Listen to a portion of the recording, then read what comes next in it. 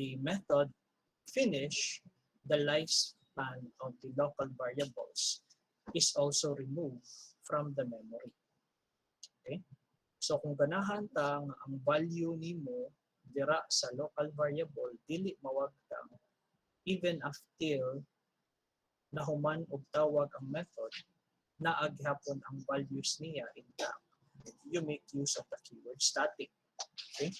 So how does the keyword static changes how your program operates here in C#? And that will be our next topic. Okay? So nagyapon din yung static na keyword guys here in C#. Okay? So what are the common uses of this keyword static in C#? So as defined, static represents something which is a part of a type rather than part of the object. Okay? So basically, the static keyword here will affect how your class operates and not as part of the object or not individual object. Okay? So static can be used for fields and method. Okay? So ani nato mahibaw-an karon, how is it possible that we are able to use the convert methods under the convert class without creating an instance? So we have learned prior to that, when you create a class and you add some behavior or methods in it, for you to be able to access this method of that class, you need to create an instance, di ba, of that class. You create an object before you could actually use its behavior. Okay? Pero with the keyword static, that would change how we view class before. Okay? So moving forward. Okay? Examples at ang previous topic was natay class, natay fields. Okay? So we first create an instance, okay, based on the class for us to be able to access these different fields. And basically, every instance created will have an independent field of its own. Meaning, if you change the ID, the price, and the revenue of object A, it will not affect the ID, price, and revenue of object B.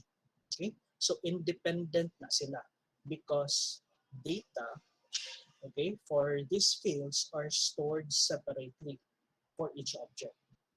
Okay? So mo na siya ang treatment nato sa fields and objects. Okay? Now, as stated earlier, that when you talk about static fields, okay, ang kana nga information is not linked to the object, but rather linked to the type itself. Okay? So meaning linked siya sa class. Now, in this example, as what you can see, okay, ang ID, price are declared just that of a regular field. However, ang revenue, diri dapita, as you can see, okay, was declared static. Okay? So again, as you create an object out of the item class, okay, ing-ani ang representation gihapon sa imuhang fields. Okay? Each of the object will have its own field.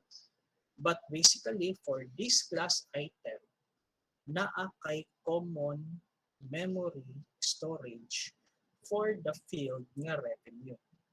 Okay? Kaya again, when you declare a field to be static, that information is common to all the item type, kung dili lang for that particular object. So that means if you change the value of the revenue of the class item, okay, it will change the revenue of all the objects utilizing this class. Okay? So basically guys, murag common na siya, okay, nga information for all the objects created from that same class. Okay? Now, what other examples can we give with regards to this one? Okay, now let's say for instance, kanang maghisgot ka og kwan guys, kanang bank account.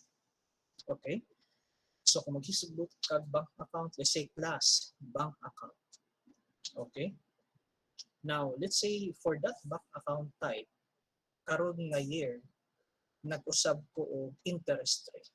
So let's say ang interest rate nako is gikan sa 1% karon minindot man ang ekonomiya, let's say I will be changing that to 5%. So imagine guys, if wa nato na siya gi-declare as static kanang interest rate, for you to be able to change the interest rate, you have to go over all the object name and modify the interest rates of each object. Imagine sa coding unsa ka hassle, di ba, ang process.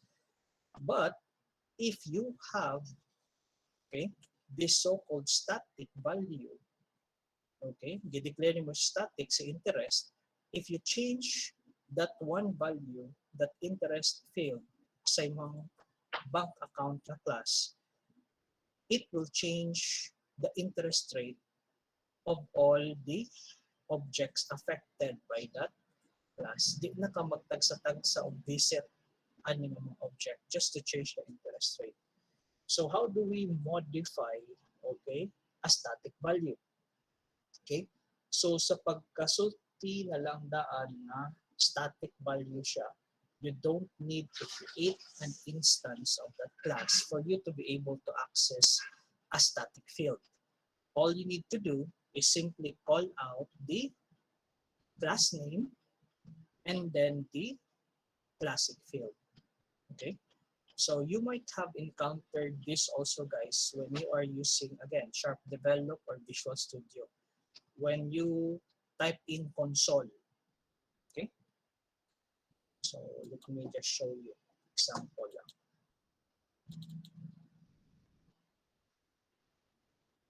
Okay. So let's say for instance, type lang ka diri console. Okay. So tignan ako. Ako na to ang text. Saan na ito? Tools. Options. Text editor. Let's increase the font size. Okay. So let's say kanina, maklaro na ba ninyo guys? So as I type in console, as I press the dot sign, console is the class name. You could actually see here, okay, nga na ay function. Okay, how do I know that this is a function? Tanawon lang nimo ang kaning symbol guys. Kaning na ay murag 3D box dire. Mao na siya ang ato ang mga methods. Okay? So you could also see here, si read key, okay? Si right line has this icon over here indicating that those are actually methods, okay? Now, kaning aning mga symbol guys nga naay murag papel, nga naay kamot, mao na siya ang atoang gitawag na properties or somewhat equivalent to what we refer to as the field names. Okay? So, in this example, as you can see, makita nato that this is a property. Oops. This is an example of a property that is also declared to be static. Okay. So, makita ninyo muna ang iyang modifier. Okay. So, na siya keyword na static. So, if you see properties like this that was declared to be static, okay, that means these are fields and functions that don't require you to create an instance for you to be able to use it. Okay, so morning dire, as you can see, if we try to modify the value of the revenue, all we did was simply call out the class name. And with the help of the dot operator, we call directly the static field of that class. So this information, take note, is again specific not to the object, but is specific to the type or the class itself. So in anime guys, ang iyang memory organization. That's why when you change this value, it doesn't affect only one object, but all the object that was derived from this class. Okay?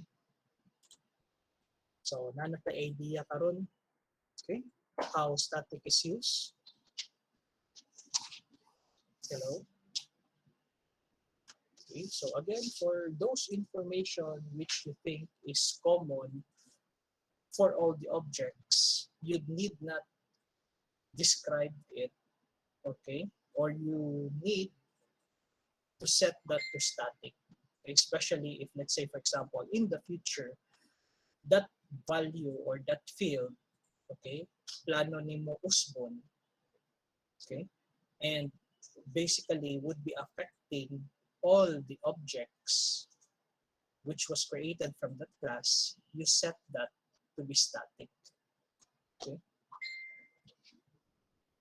So options for initialization of static field. So again, there's that default value, or pwede po na kay variable initializer, or you can also make use of constructors. Okay, so variable initializer, unsa ng variable initializer? That means i-hard code nimo ang imong initial value for that field. Okay, or ipaagi nimo og constructor. Okay, so static constructor. So anyway, again, for default values, pare-pareha na sa default values when creating an instance of the object. That means for numeric types, 0, for Boolean type, false, for character type, that would be x000, and for reference type, we set that to null. Okay, so in this example, since revenue is an int type, so that's a numeric type, its default value is 0. Excuse me.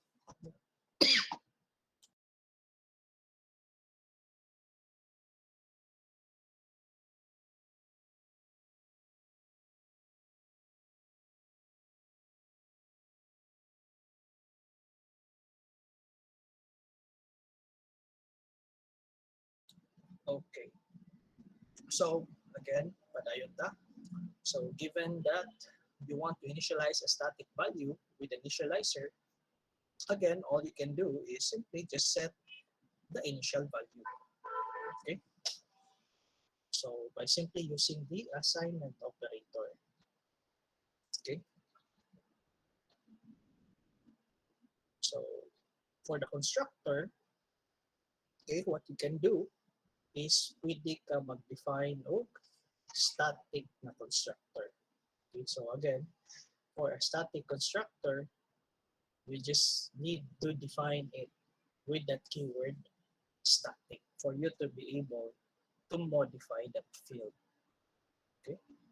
So, unsa may pasabutan ng static, again, given that you have a static constructor or a static method or a static field, you won't be needing to instantiate, okay, that class just to create an object. Pwede rin call out diretso from the or via the class name. Okay? So again, mura ra gyud siya constructor guys. Ang kalahian lang is na kay modifier na gigamit. Okay? Gi-addan lang nimo og static na keyword. Okay.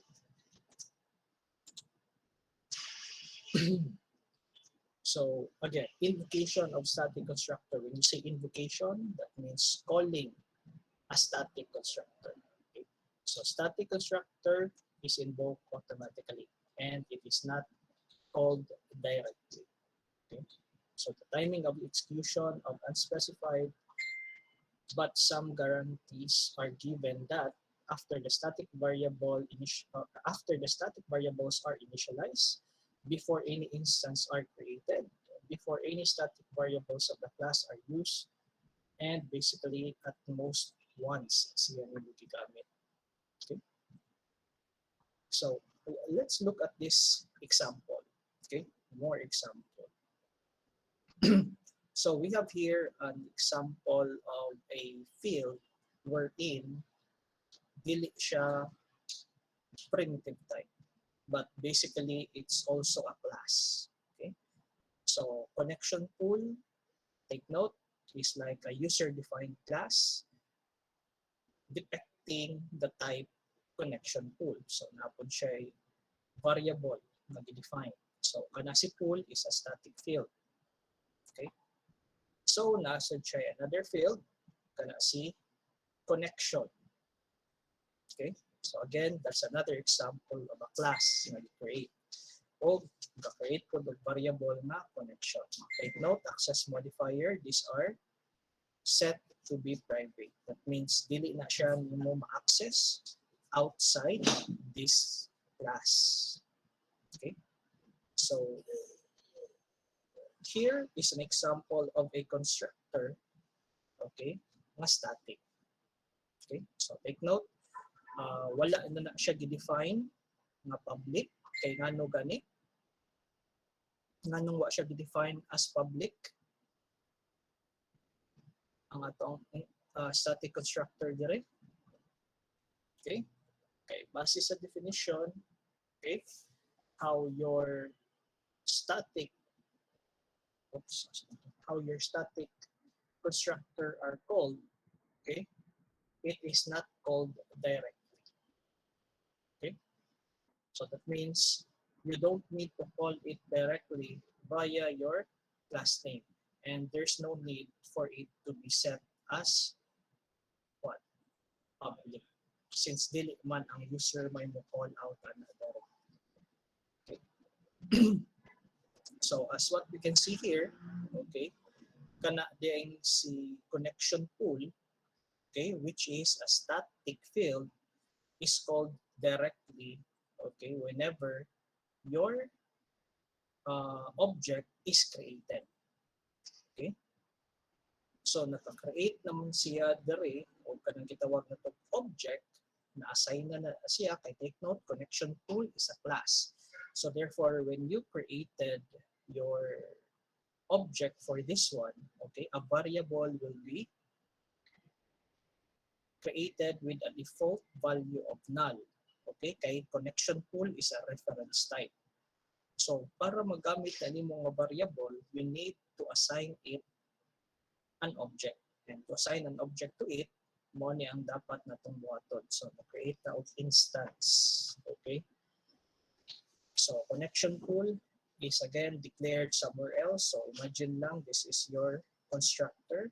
Okay, can we call this connection pool as a default constructor for that class? Okay, Mr. Lebron. Okay, is this an example of a default constructor si connection pool direct? Kindly open your camera, please, Mr. Lebron.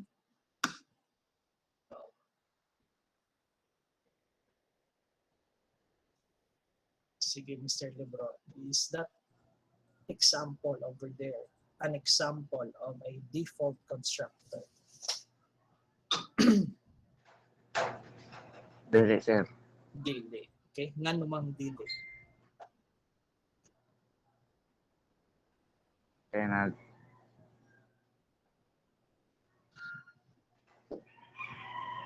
iyang i-initialize, sir. Na initialize. Okay, so unsa ganito ato ang timailhan kung default constructor, walay parameter list. Okay, so since nagpasa man ta dira og parameter sa kana nga constructor, pasabot ana, it is one of those user-defined constructor na gibuhat for the class connection pool. Okay, so timanin niyo guys. Ang timailhan nga default constructor na siya is walay parameter list. Okay? So, sige na ako na lang yung tabang o tab later on. So, we have here again the constructor for the item, okay, which is basically, okay, isag wala siya parameter, things that you might want to do whenever this constructor is called. Okay, so unsa may gibuhat ani na constructor. So basically, to get, okay, a connection gikan sa kaning object. Okay, so kaning object walang takabaw gyud sa ni siya pag-create, but basically naa siya function that acquires a new connection para sa kaninga object created. Okay, so we have here an implementation of another function, dispose, which is basically ang purpose ani niya is to release any connections that was created for this object. Okay, so basically guys, maka-encounter niya ang mga ni pohon, okay, when we will be working with graphics object. Okay, so ingon ta gamit day ng dispose. Okay, gamit day kay na kanang mo release ka of resources. Okay, so this is one of the main cause of those poorly written applications nga dili kabaw og mo release of resource. So ang tendency manggod aning ubang application, every time nga mag-create ka og object, take note, you use the keyword new. And when you use a keyword new, take note, ang gibuhat ana in the background is that mag-allocate na siya space sa memory. So what will happen if, let's say, for example, you keep on creating an object, okay? That means every time you create an object, mag-allocate siya space in the memory.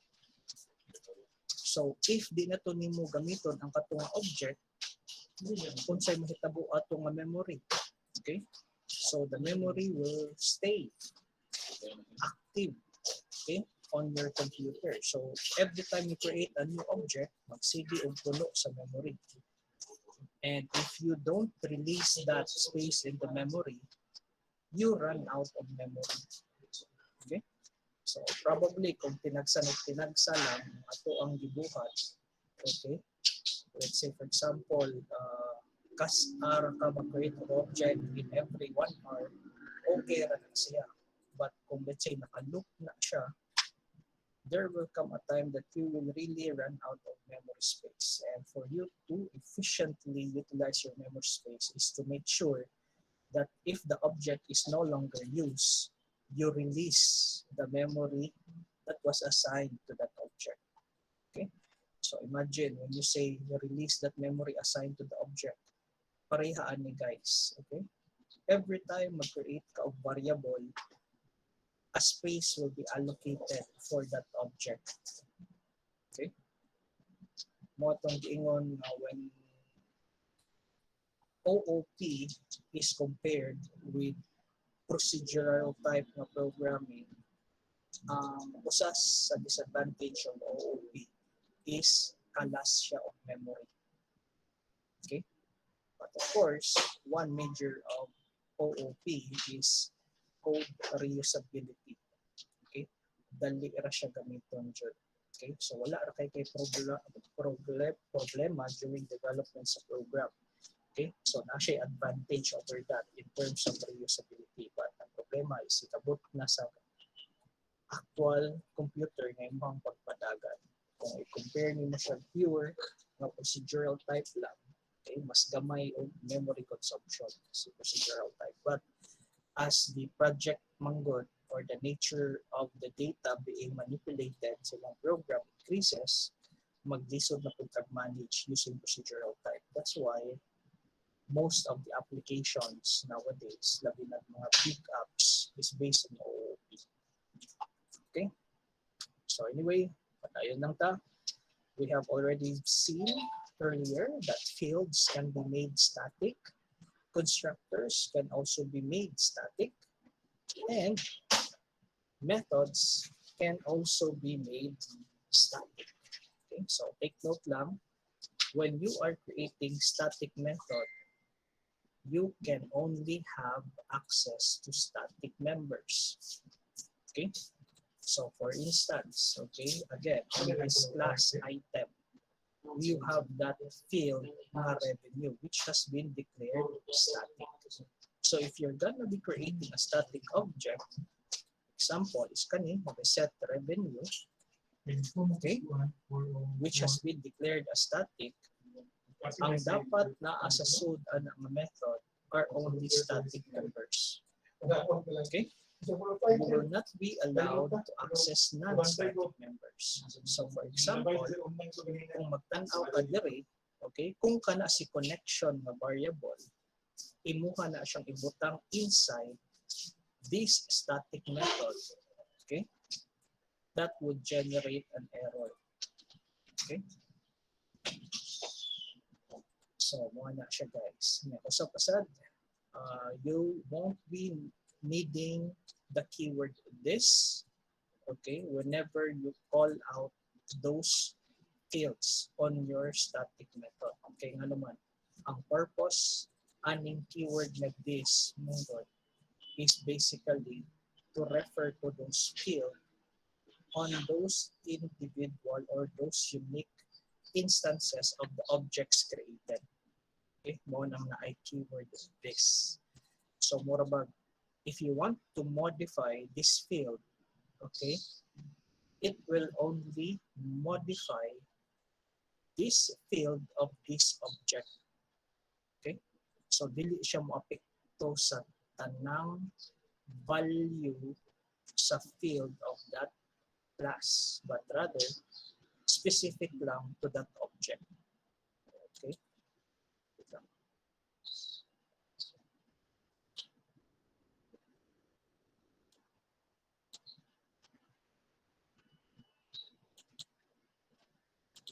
Sorry. Balik na. Okay. So, how do we invoke a static method? So again, when you see that term invoke, guys, it is just synonymous with the keyword call. Okay? So how do you call a static method? Again, walay ka problema. For you to be able to call out the static method, it's just a matter of calling the class name, then you call out the method. Okay? So same as what you were doing every time you make use of the convert class. Diba? So for you to be able to use these following functions that are used to convert a string to this specified type, you simply call out the class name, then you call out the function name. So makita nato diri guys, okay, when you are using Sharp Develop or Visual Studio, okay, this method was actually declared as static. Okay, so makita na ninyo diri, static na siya. Okay, so that's why we are able to call it directly via the class name. O wala na ta mag-create pa o instance ana niya. Okay? So they can really come in handy if, let's say for example, na-create ka og class, okay, and you want to create a method nga tan-aw nimo mura ba common for this class type, okay, or related sa kaning class type. Okay, so pwede ka mo declare ana niyang method as static. Okay, so just like for instance katong mga functions under convert class, another one, those functions and fields under sa console class. Okay, so if you want to, let's say, modify the background and foreground color, you can easily change, okay, that using the console class. Okay, kay ang apektahan niya ang tubok console application na nimo. Okay, so there's no such thing as when you use the console class, mag-create pa yung kag instance. Kaya kung magpadagan kasi mong program, usa ra man jud siya pa console imong pataganan ana. Okay? So, again, here are just some of those examples wherein static methods are very useful. Okay? So again, as stated, for utility methods, okay, because global methods are not allowed, okay, di man pwede maka-create of method outside the class keyword, then we therefore make use of static method. Kay dili man sa ayo masabtan ang logic if let's say mag-create ka of method and you need to create an instance of that class for you to be able to use the method when it is in fact more about common na method for that particular class. Okay, and since wala may global methods possible when you are creating a method which is common for your program. Okay? So mo na gamit ka og static method. Okay, so these are just examples of those static methods, of course, under some math class. Okay. So mo na guys ang static keyword. So hopefully medyo nasabtan na ninyo ang concept sa static. Okay. Hello? Okay. So for example, maghisgot tag class na tao, di ba? When we are referring to the number of eyes, would you rather have the number of eyes be set to an ordinary field or static field na siya? What do you think? Okay. So murag ang number of eyes is common to all people man siguro, no? Mga tigduha jud. Okay? So unless probably there will be a mutation. Okay? Nga gikan sa duha ka mata ang naa sa tao mahimo ng tulo ka mata. Okay? So you can probably declare the number of eyes to be static para after the ano na siya, mutation, okay? I-apply nimo ang or modify nimo sa number of eyes, it will affect all people. Okay? So kana. Okay. Let's say how about blood type, guys? Could we set that as static na field for a class na person? Okay? So anyone kana. So we're trying to con lang here. Okay? Identify. If you will be creating your own class, when would you declare a field to be static? Okay? So kana, blood type. Sige, kung kamo pangutan-on, blood type, should you set that as static or just an ordinary field? Ordinary. Ordinary ra. Okay? Kaya nga ba? May like blood type each Ano person. lang blood type sir. May Daghan. lahi mag-blood type ang tao, di ba? Okay. So, sa pagmay. Okay. If there are things that would be set as static, what else should it be? Okay. Probably no. Number of brains, the number of hearts that one has. Okay. So that would probably be set to be static. Okay, so I think the number of brains that we have or the number of hearts that we have would not change anytime soon. Okay, so that, guys, is the end for that topic about static. So again, this is related to how we build classes. Okay.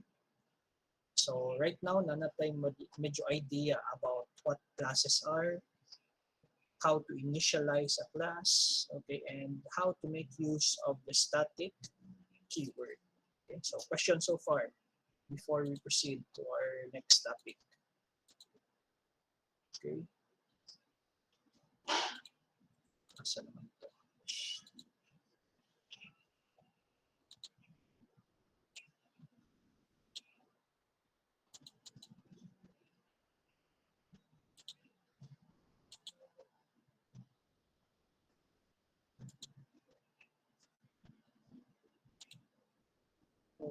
Okay.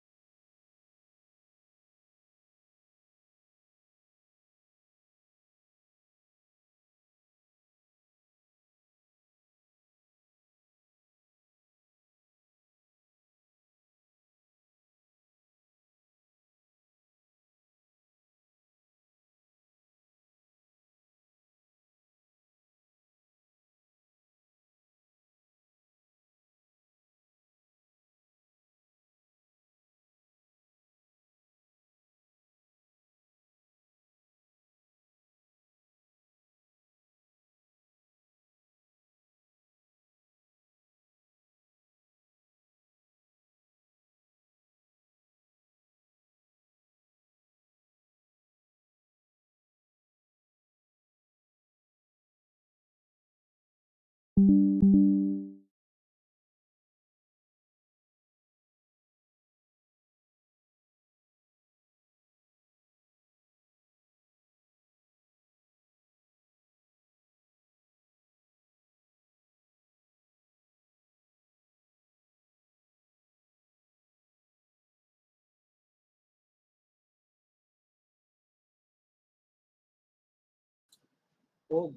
naka-off ang ako ang microphone. Sorry. Anong na-off mo to? Okay, so anyway, taas-taas na kong istorya. Wala ba na dungan? Huwag mo niya ang kabati. Nga nung di mo storya ang uban. So anyway, saan sa kong istorya? Okay, so anyway, nag-discuss ta o reference type before. We have learned that one example of a reference type is the class. Okay? So typically, unsa may timailhan nato nga reference type na siya. So if the data held by your variable is not directly placed in the stack memory, okay, it is referred to as reference type. Okay, just like our discussion before, when you declare a variable for your class, okay, the variable is actually placed on the stack memory. But the value your variable, your object holds is a reference to where the actual data is stored, which is of course on the heap memory. Okay, so mo nang gitawag siyang reference type. Kay ang iyang actual value is not placed on that location where the variable is held. Okay, so the variable, okay, of that reference type holds the address to where the actual data is actually stored. Okay, so pareha ra pod atong mag-create of array. Okay, so if you've remembered, unlike sa C, okay, when you use the array, you make use of the keyword new, okay, for you to be able to allocate space in the memory for your array, indicating that an array di is also a reference type. Okay.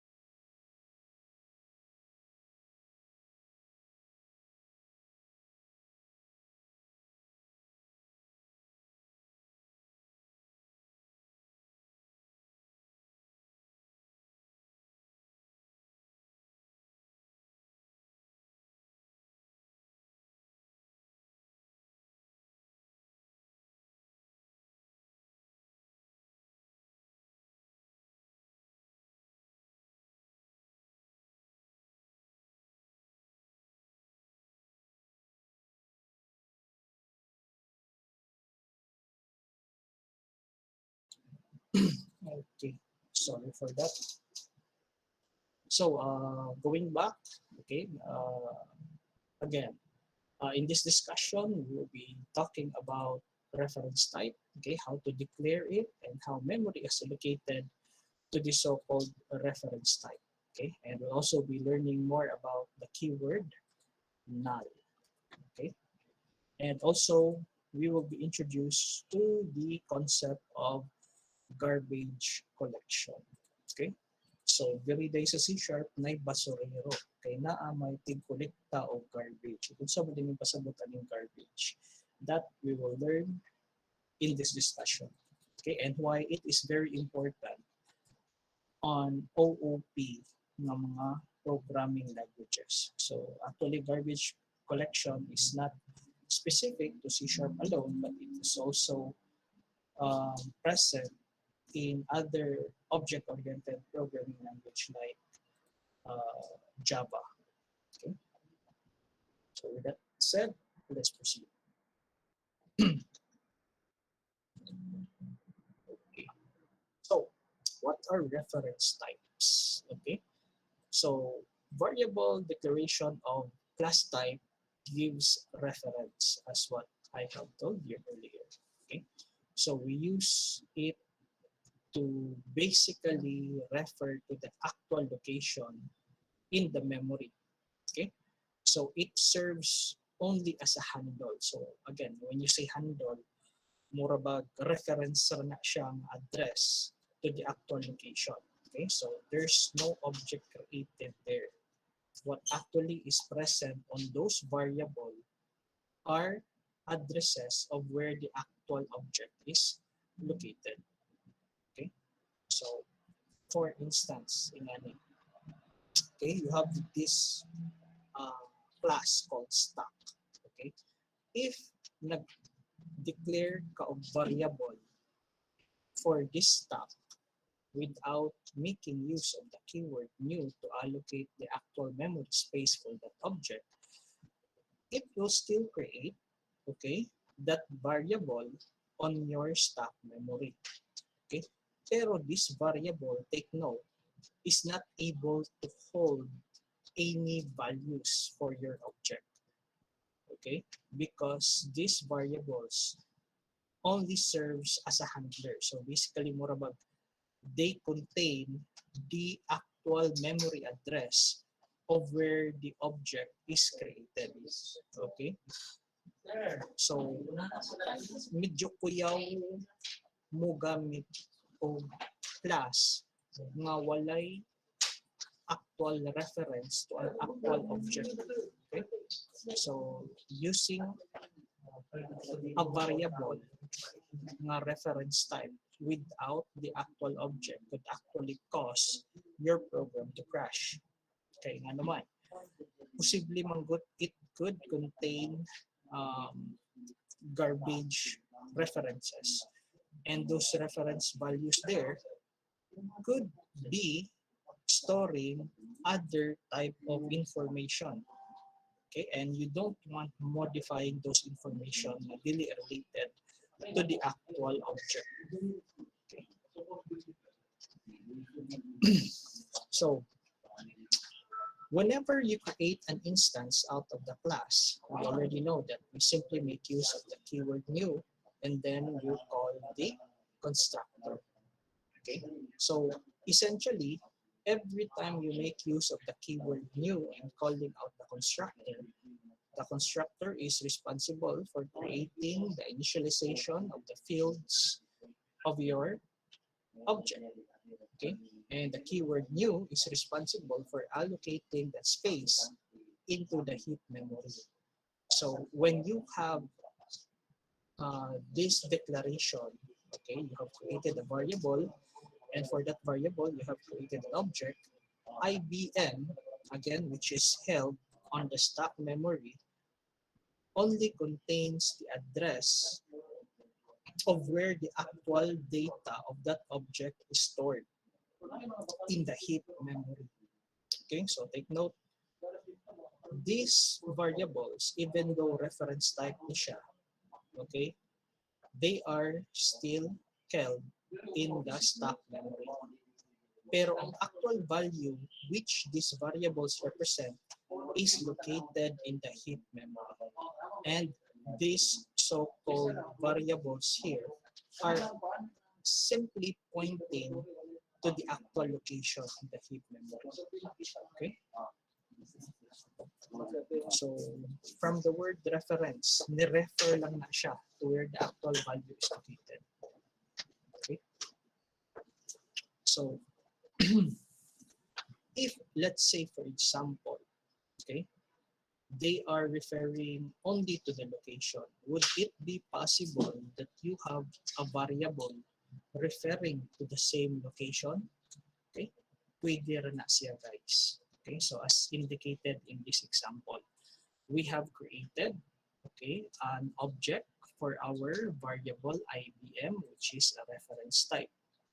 Okay, so basically for reference type guys, okay, if you use this syntax like allocate nimo ang value sa reference type to a variable, okay, it will not create a copy of the IBM object, but instead it will assign the location in the memory to where the object is located. Okay, now since IBM now contains the, or since S now contains the location of where IBM is also pointing at, S will also be pointing at that location. Okay. So, unsa may makita natong mahitabuan ni guys. If let's say for example that I change the value of the object under sa IBM variable, since your variable S is also pointing at that same memory location, that means they are sharing the same information. Whatever changes nga buhaton nimo diri sa imong variable IBM, let's say for example, nag-type ka diri og si name, butangan nimo og so, okay, so sa price, butangan nimo og 5. Sa share, butangan nimo 100. Okay, so if you access IBM is equal to price, okay, or rather IBM.price, that is actually similar to accessing S.price. Okay. Okay, again, they are simply pointing at that same memory location. Okay, so that is what reference types are if you use the assignment operator. Okay, so dili siya pareha guys kana bang if you declare a variable na value type, like let's say for example int A, int B. So in the memory, di ba, na a space for A. In the memory, you also have a space for B. If A initially has a value of 5, like this, and when you say B is equal to A, di ba, what happens there is that B will have a copy of what value is in 5. So in ani ang iyahang representation in the memory. Okay? Pero with reference type, it's different. Okay? Okay, with reference type, take note lang, if this is your variable IBM, okay, again, in the memory, this contains the address of where those objects nga gi-create nimo with the help of the keyword new is located in the memory. So let's say in the memory nimo, located na siya at address 1000. So diri sa imuhang variable guys sa IBM, it contains 1000. Okay? So manang kumuingon ka og S equals IBM. Okay, what actually happens there is that ang gibutang mo dira is ang address or ang value ni IBM. And that is why you are able to access this information via S also. Okay, with the help of the dot notation. Okay, so actually kung i-program ni in C, okay, you can actually do this in C. Okay, pero hassle to siya in C. Kay magamit mo katong gitawag nga function ng memory allocation. Ikay mag-manual o assign og space sa memory using that function malloc or calloc. Okay, so the thing about here in C# is, or sa mga object-oriented programming language like C# and Java, okay, that process of creating an object is simplified, okay, by simply using this keyword new. Okay, so mo na siya guys. Okay, when you use your assignment operator for reference type, it does not create a new object, it simply refers to that same object. Okay, kung unsa gi-assign niya. Okay, so would it be possible nga moingana ko, let's say P is equal to S. So kung magbutang kag P is equal to S, so pasabutan na, another variable will be pointing at that same location. So kani nga data, kani nga object is accessible from 3 variables. Si IBM, si S, o si P. Okay? As to pila ka buok reference type ang pwede mo reference ani nga object, walay limit. Okay? So, mo na siya guys. So, how about sa reassignment? Okay, so reference may be reassigned also. That means one can refer to different objects at different times. Okay, so as our example again here. Okay, so CS at one time gigamit nato to reference to the IBM object. So let's say for example, ani. Okay, so IBM, it is referring to this object. Okay, naayon sa to, name, price, so on and so forth. And you also have here another variable, sun. Since nagamit mong kag keyword new, that means nag-allocate na po na siya additional space sa memory, which also has its own fields. Okay, so name, price, so and so on.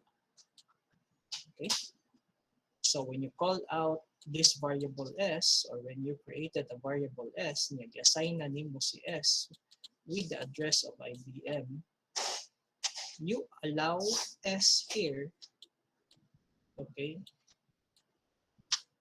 to access that location where IBM is currently accessing. The moment you assign another, okay, reference type to that variable S, mausab na po ang value ni S. Instead na pointing siya sa IBM, pointing na po siya ni sun. Okay? So, ingana na siya guys. Okay? Ang kaning gitawag nato ng mga reference type. Now, probably you might be wondering kung sa may relevance anang magamit taog reference type. Okay? So, one advantage of actually making use of reference type is that when you use the assignment operator mango, wherein kung sa primitive type, ang what happens there is you copy the entire contents, di ba? To this variable. Ang i-copy nimo dire is ang address raman niya. Okay? So this is also one of those ways wherein you can save memory. Okay? So this can actually, or this idea of assigning reference type to other reference type may really come in handy if you are working also with methods. Okay, so take note. Kung mag-create ka of method, we know that the default passing of parameter is pass by value. Diba? So pass by value is applicable if you are using primitive types. Okay? Pero kung ang ipasa nimo sa ibang method is a reference type, take note guys, if you are passing to a method a reference type, kani may i-follow niya nga ruling. Okay? So if you pass a parameter to a method, it will not be passed by value, but passed by reference ang hitabo. Okay? So even without the keyword ref. So automatic na siya. Okay? So, there are example. Okay, when you pass a reference type to a parameter of a function. Okay, so you have here stack, which is a reference type. Okay, so when you call out that function liquidate, nga kapasa ka og reference type, in this case, CIBM, diba? As what I told you before, that when you call a function and you pass a parameter to it, it is basically in the background performing the operation na murag giing-ani ra pud na imo. Okay? Based sa imuhang formal parameter stack S nya imuha mang gipasahan o this value ni IBM. So mo nang gitabo. Okay? So since nag-assign man ka og reference type to another variable of reference type, ing-ani ang hitabo sa ato guys. Okay? So take note, any changes nga nahitabo diri is also reflected to the variable nga gipasa nimo sa function. Okay, of course, given that ang gipasa nimo is a reference type. Okay. Hello, guys. Are you still with me? Yes, sir. Okay. Yes, sir. So nindot unta tugpan, inyo ka unta ni siyang mas ma-appreciate if nakagi mo pointers dito sa C programming. Okay. So anyway, makaagi ra man jud mo ani og kwan sa pointers ikabot ninyo data struct. Okay. So may lang diri makita mo so sa yuna ra gid ato sa gigamit sa C#. Okay. So anyway, let's look on to the so-called using of the equals operator. Okay. So if you have a Boolean function, typically you use the equal sign. Okay. Do you still remember the equal sign? But it's an operator that we use to check for equality. Okay. So if you say IBM is equal to sun, okay, even if pareha na siya name, price, or share na value, it will return to you a value of false. Kaya nga naman, if you use the equality sign man good, ang iyahang i-compare dire is ang address to where this location was actually stored. Okay? If you have a different instance for IBM and Sun, that would never be equal despite the fact that they have the same value. Okay? So, basically, okay, kung saan nimo pag-compare ang imuhang reference type. Okay? So, basically, as stated here, two possible meanings for reference comparison is that when you compare, okay, it is by the identity. Okay, do the two reference refer to the same object? Okay, unsay pasabutan na? Do the two reference refer to the same object? That means if you have another variable here, okay, are they pointing to that same object? Okay, so kani nga object ba? Okay, or do the objects contain equal data? So motong gingon ninyo guys na if sa Sandere also contains the value of IBM and also has the price 56.0 or the share na 100. Okay? how do you compare them? How do you compare the references, baron, or how do you compare your data? Okay, so things that you should be taking note of when you use the equals operator. Okay, so let's look at some of the functions that we might be able to use, okay, when comparing reference type. Okay, so take note. We use this library method to guarantee identity test with references. Okay, so you can use the static method object.reference equals. Okay, so if given that you have created, okay, an object for each of this reference type variable, okay, so if you use this function, if the object that reference equals for IBM and Sun, it will give you a value of false. Okay, nganong mo false man siya? Again, based on the previous example, si IBM o si Sun is referring to different objects. So that means di jud ni siya mo true because they are not referring to the same object location. Okay, so muna siya for identity test, guys. So you can use that object that reference equals.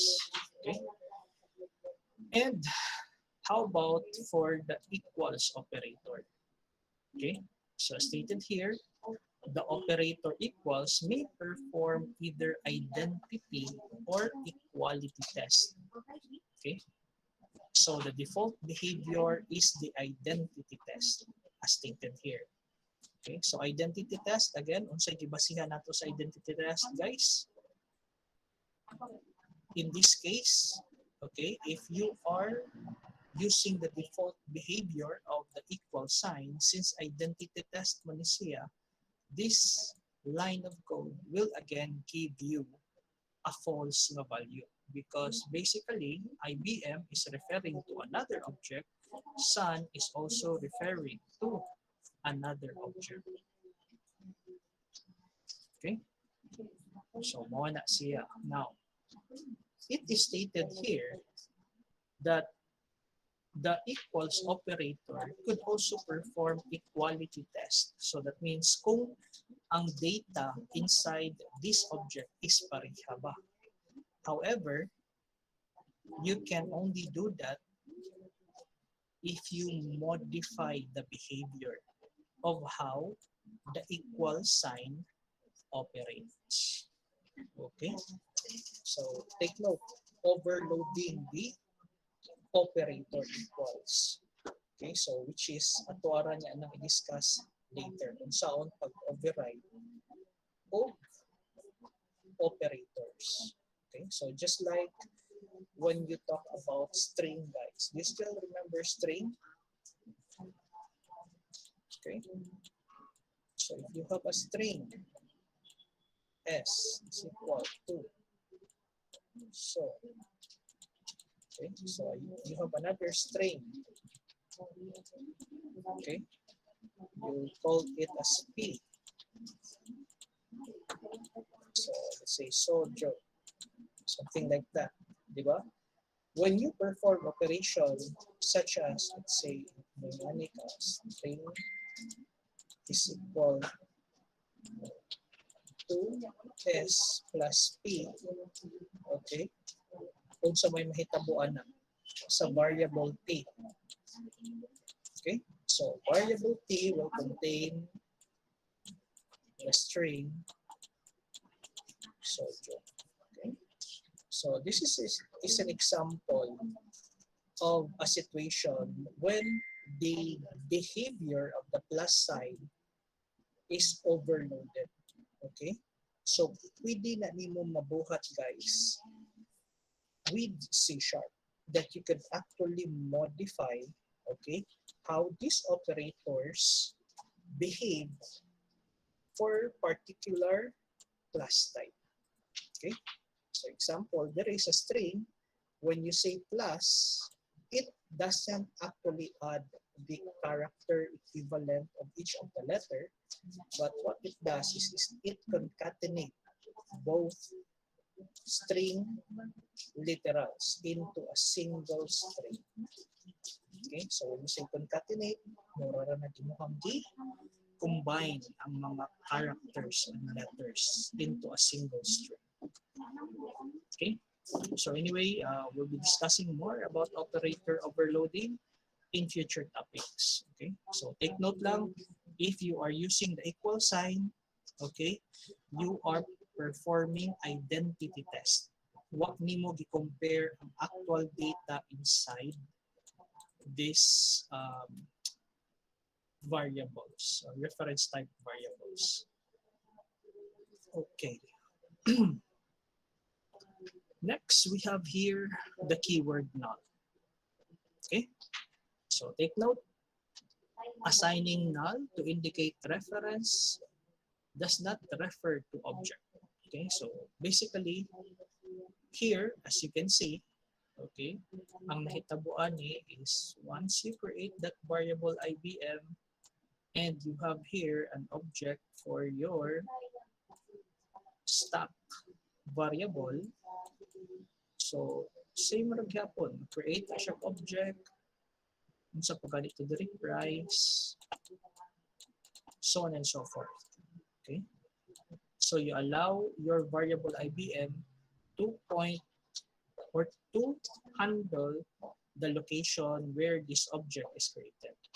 But the moment you set this variable to null, what happens there, guys, is it removes any reference towards this object over here. Okay. So IBM, if you try to access these field names like the name and the price after setting it to null, will cause your program to crash. Okay? Kaya nga naman, wala naman siya gi-pointan nga object. So if you tend to access any of this value, your program will crash. Okay, why is it that you want to access an object's field when it is not referring to any object at all? Kay giset naman nyo ito null. So setting ito null simply basically performs na lang, removing of the link between this variable and the actual location of the object. Take note, setting this variable to null does not destroy the object. Okay? So, unsay pasabutan ng does not destroy the object. That means, kani nga space in the memory will still exist in the memory. Okay? So, if, let's say, for example, after setting your IBM to null, somewhere along the code, you assign another object to the IBM. May ana na pud ka new stop. Okay? What happens there is mag-create na pud na siya another object or mag-allocate na siya another space in the memory for your IBM to point into. Okay? Now, kung mga tanong mo, sir, kung saan nila mo pag-access ang previous value ni IBM? Di ba no? There is already no way for you to access this one. Once imuhang maset to null si IBM, that there will remain in the memory untouched and unaccessible. So, usa na siya sa maka-add to memory consumption. Okay? So, usa na siya sa mga cause o mga gitawag na ito, guys, memory leaks. Okay? Sa imuhang program. Okay? Hello? Okay pa? Are you still absorbing the null?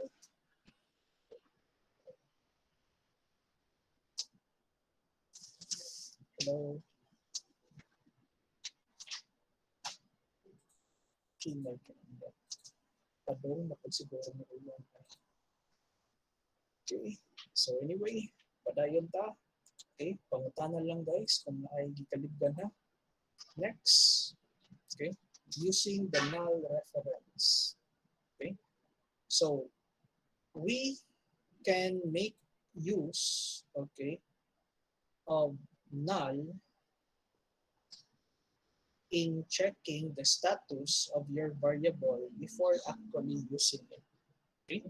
So as indicated here, okay, one can catch the handle null reference exception at runtime and can test the reference before use to avoid these so-called exceptions. Okay, so as our example here, as you can see, we have created a variable stack, but we never created an object for that variable. So if you attempt to access any of the fields associated with this class type, okay, it will generate a so-called runtime error. Okay, so when you see this word, guys, exception, this is another term that we use to signify error in our program. Okay, so kanaihang gigamit na term, exceptions, okay, are generated. So para malihayan ang kana nga problem, make it a habit that before using the variable, i-test nimo for null value.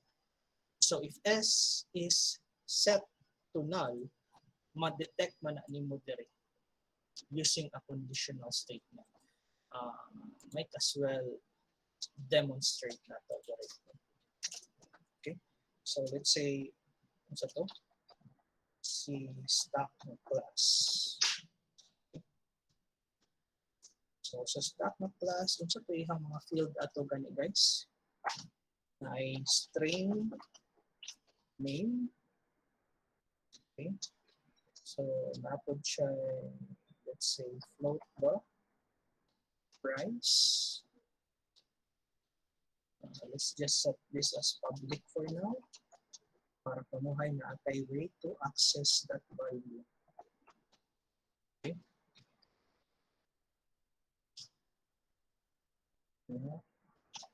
Na atay function public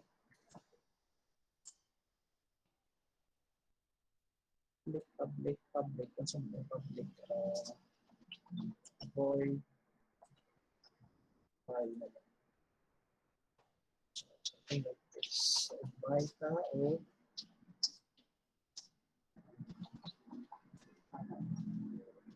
okay. So, sample lang. We have created here a rough class for our stock. Okay. So if we tend to access the stock variable, let's say S, ingana baron, okay.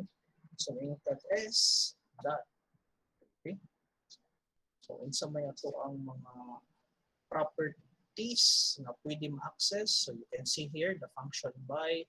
You can also see here what the properties, okay, nga name of price. Okay, so let's just say name lang. Okay, so nag-set ta dire of name. Let's say hello. Okay, so something like this. Take note, we only created the variable, okay, for our stock, but we never created an instance. Okay, we never created an object for this variable. So when you run your program, okay, so usaray ma-expect na to ani. Okay, so it will generate an error. Okay, so nadire unassigned local variable s. Okay, so that is the error that we have encountered when running this code. Okay, so nagamit ta og object without allocating a space for it in the memory. you can actually make use of conditional statement so that before you actually make use of the variable, we check nemo if it is indeed equal to null. So if it's not equal to null, then therefore we can go and proceed, okay, and make use of this variable. Okay. However, if wala, so pwede na ka magbukang siguro doon console right lang.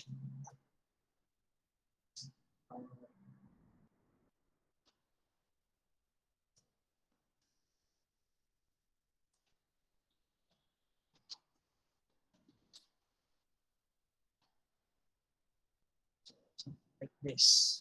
Pwede na itong button. Okay, just to give us an idea, uy, you are trying to access, okay, a variable name or a reference type which has not been instantiated. Okay, and use of unassigned. Wa man ma-assignan, so isa magamit. So let's make use of the default constructor for our stack.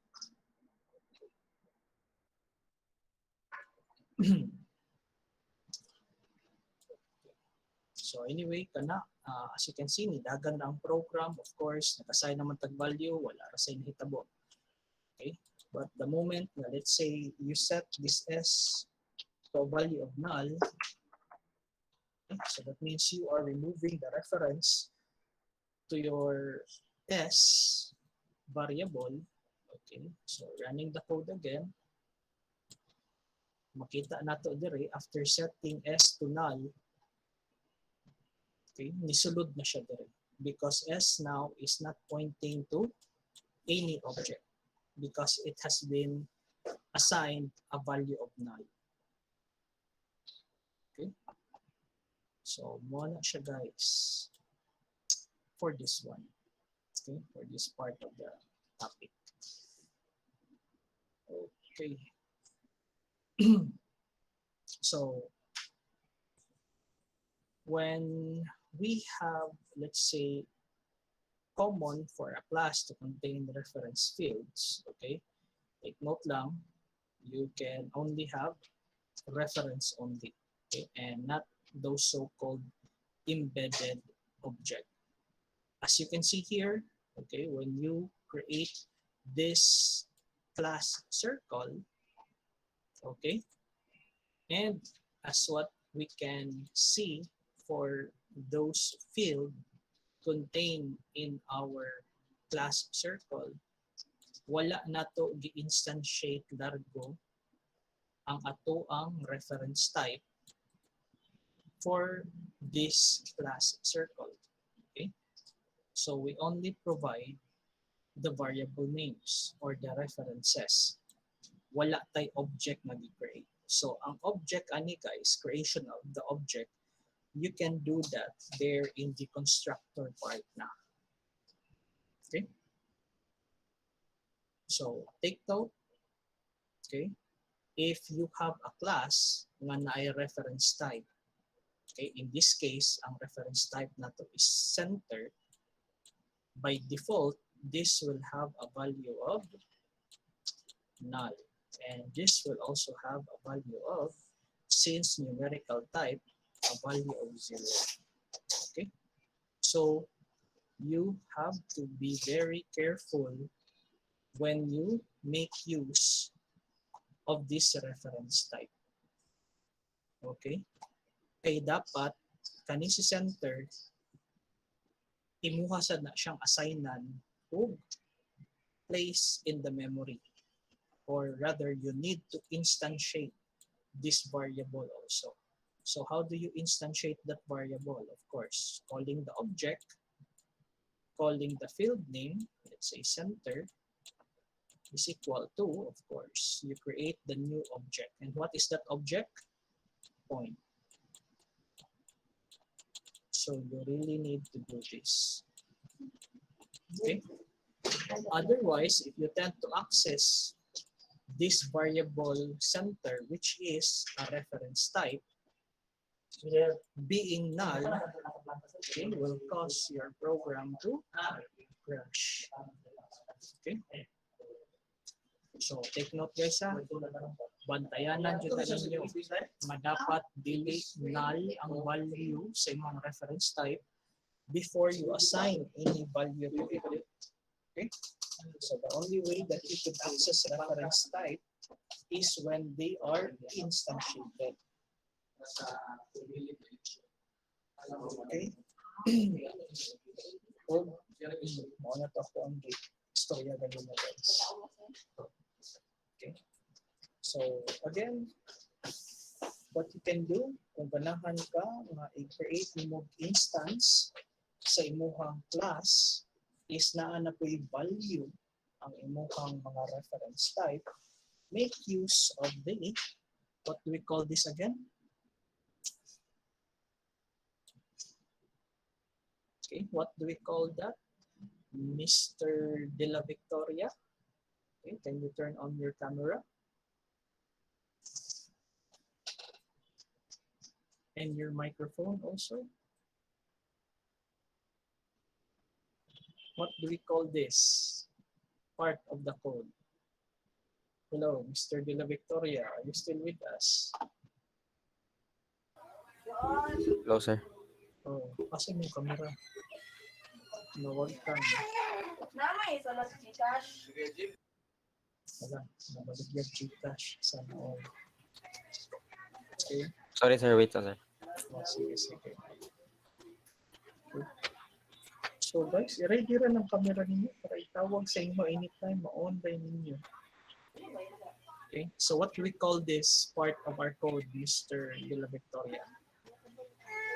Constructor, sir. Okay.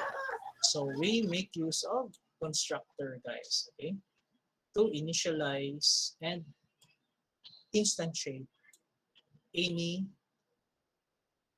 field that are of reference type code. Okay.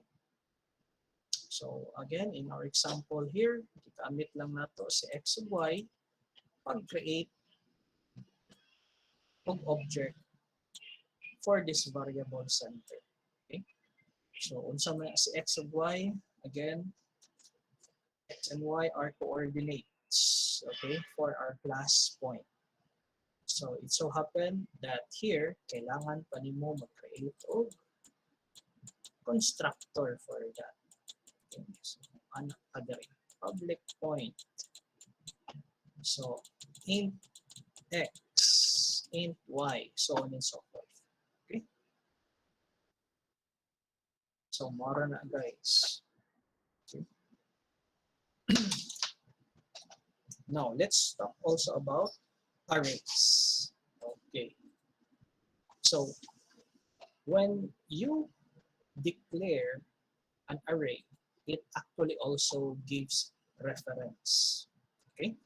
So when you create a variable such as this one, okay, ang representation kung ana din niya sa memory is it is tend to hold the address of where the actual location is stored. So you can create an array variable nga walay initial size. Okay? Kay array in C# are also considered as reference type. Okay? And that's why if you want to make use of array, you always assign a size to it by making use of the keyword new. Okay? For the computer to allocate space for that variable A representing your array. Okay? So in ani ang mahitabo day anak niya guys. Okay? So when you have your variable already created and you assign a space in the memory with the help of keyword new, okay? So again, this variable declaration of your array variables are stored in the stack memory. And those values or that storage where you can place the value of your array are stored in the heap memory. Okay? So si array dira has 5 elements and new goal has 3 elements. Okay? So ana na siya. So special type would be siya ang arrays na to. So instead of using the dot notation to actually access the elements, okay, we use open close brackets with the index to access those information. Okay. So if you make use of the assignment operator with arrays, take note guys, ang mahitabo is somewhat inano. Okay, take note, when you use the equal sign with arrays, it will not copy the contents of array A to array B. What happens there is that B will also be referencing to where A is pointing at.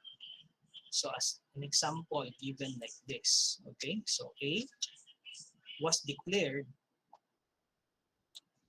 with the initialization of creating 5 elements for array A. And using the so-called assignment operator, okay, you let B reference to the same memory allocation as to where A is pointing at. Okay, so again, unsay relevance aning information. Okay, if any changes that you do in A, something like this, will also be reflected when you access the variable B. Okay, so mo na siya guys. Okay, so things that you should know about reference type. Okay, using the assignment operator does not copy the values or the data stored from the assigned variables. Okay, so it simply gives a reference, okay, to the location where the data for this variable is stored. Okay, now how about passing an array to your function? Okay, so take note lang sad, it does not copy the array to the formal parameter variable nga ito ang gigamit. It simply is what? Copied ang reference padong dito sa imuhang function. So take note, A here is the formal parameter. The array created here, which is the data, is the actual parameter being passed to the function call. Okay, so si data dire is the one with 5 elements. Okay, so when you call the function total and you pass that variable array to that function, okay, again take note, what happens is you are passing the parameter and not the value. Okay, so take note, you performing this operation is similar to pass by reference with the help of the ref function. Okay, so actually guys, this is something that is not specific to C#. Okay, if you try to create an array in C and pass an array to a function, okay, it is actually also by default pass by reference. Okay, so if you modify the contents of the array inside the function, the values or the original variable actually also changes as you modify that value of the array being passed to a function. Okay, so parehara siya with C#. Okay, ma-pass by reference ang treatment. Okay.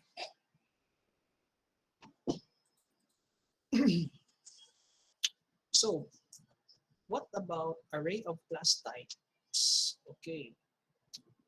So take note, an array of class type is just an array of references. Okay. So if you have something like this, okay, nag-create ka og array of reference type. In this case, si stocks. Okay. Each of these location, take note, are also reference type. So that means it doesn't contain the actual information. It only contains the reference of where the actual information is stored. So that means for this variable stock that you have created, you need to individually instantiate an object for each member of your reference values, which are also array types. Okay? So take note, stock array is a reference type. Nya, nag-create ka og an array of this stock. Okay? So being an array, those array created are also reference types.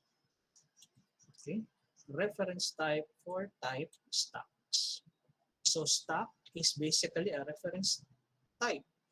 So for you to be able to use this variable in the array, you need to individually instantiate each one of them. Okay? So morning nga niya itong illustration, guys. Okay, so morning ang unang gibuhat, nag-create array of reference types. Okay, so this array is basically reference type man. So it doesn't hold the actual value. It only holds the location where the object is stored in the heap memory. Okay? So bantayanan lang sa gusto ninyo. Okay? So again, mo niya ang discussan before. Okay? When you create variables, be it reference type or value types, these are stored in the stock. Okay? So when you assign an object for this reference type variable, okay, those space allocated are stored or are referring to the heap memory. Okay? So si IBM stock, as you can see, kaduha ka nag-new. So therefore, sa imuhang heap memory, there will be 2 instances of that object present also. When you create an array, again, ang variable is stored on the stock memory, but the actual space allocation for that array is again on the heap memory. So naay pila ka space dire. Naay napo kabuok. Okay, so from index 0 to index 9. So si B, again, same rag idea. Okay, so 0 to 4. And that, guys, is how the computer allocates space for those variables that you have created. Okay? So far, question sa reference type and how memory is actually allocated for the reference type. Okay? Thumbs up lang if walay question.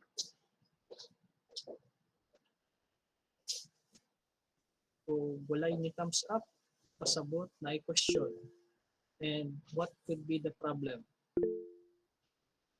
Sige, Niadas, question. Ay, wala ra ko kanang konsi, wala thumbs up, sir. Oh, wait, thumbs up. Okay. Wa man day thumbs up. Wa ba thumbs up there is a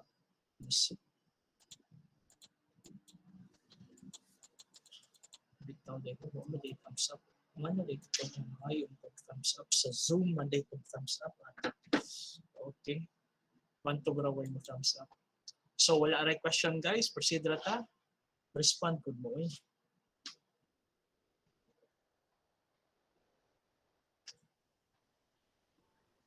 Wala. Wala ra sir. Wala ra. Okay, so nasabtan ra ang concept sa reference types. Okay, so may nang ganig reference type, guys, take note. Ang allocated space sa stack memory only contains the address to where the actual object is created. Okay, so maaron na din nato ang tinunan with reference type. And also, when you use the assignment operator, take note, okay, when you use the assignment operator, what happens there is you are assigning the address to where the original data is being pointed. Okay, so it does not copy, okay, the items or the data found here padung kang sun. So let's say for example, yung tag sun is equal to IBM. Okay, when you do this, take note, it does not mean na kung unsay sulod dire, okay, will just simply be duplicated here. Okay? Such that kung nakay usbon dire, dili na siya mausab ang value ni IBM. Okay? So take note, with the reference type, if you assign the value of IBM using the assignment operator to the sun, something like this, okay? Sun would actually be pointing at that same location. So if you modify the value of IBM, it will also modify the value of your sun because wala mo siya iya. Okay? So, ang pangutana ni guys, okay? Kung saan ako pag-copy ang sulod ni IBM padong ni sun? What if nga na akong ganahan sir? Nga na ako'y value ni IBM niya ako ang ibutang pud na kang sun. I cannot use the assignment operator for that. Yes, you cannot use the assignment operator for that because for reference type, take note, when you use the equal sign, you are modifying where the sun is pointing at. Ang tendency, kani imuhang gi-create diring object for your sun will not be retrievable anymore. Kay imuhang manggi biyaan o ni point man ka to another location. Okay, so this here will be considered as a garbage value. Okay, so manay nakakuyaw niya. Okay, so kung namoy mga information diri nga i-access, wala na. Goodbye na to siya. Okay?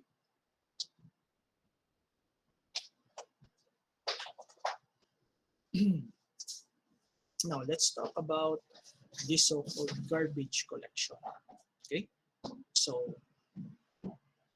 advantage for programmers who tend to always forget about releasing those unused memory location. Gamit kaayo si garbage collection. So take note, the good thing about the garbage collection is that it is not explicitly released by the programmer. So unsay pasabutan ng explicitly released by the programmer? That means if you are having issues with unused memory location na di na nimo ma-access, okay, the system could actually do it automatically for you once the system detects nga wa na ni siya gamita nga space in the memory. Okay, so it will be treated as a garbage. Okay, so for that purpose natay gitawag na garbage collection feature. Okay, so in this example, as what you can see, nag-create ta og array object. Create pud ta og class na object. Okay? However, after this method is being called, okay, na-close man ta, unsay mahitabo ani nga locations in the memory. Mahibaw-an na sa system nga, uy, the memory allocated for A and S are no longer used because ni-end naman ang ang method. So we know, guys, that all the variables declared inside the statement block of the method, okay, once mo close na si method, all of this will be released. Okay? So that is where your automatic garbage collection kicks in. Okay? So dili na kamoy mag-manual og release ani nga resources or ani nga memory location. It will be the garbage collector who would perform the task of reclaiming those unused memory location. Okay? So essentially, this is just an example of an algorithm used by the garbage collector. Okay? So once the garbage collector finds an unreferenced object, okay, it begins at the root references such as the live local variables. Okay? So once detected, all objects found from that same root, okay, are still in use, then therefore, di pa to niya tangtangan. However, objects that are not reachable from the root can be located. Okay, so for instance now, okay, B here is referring to one object.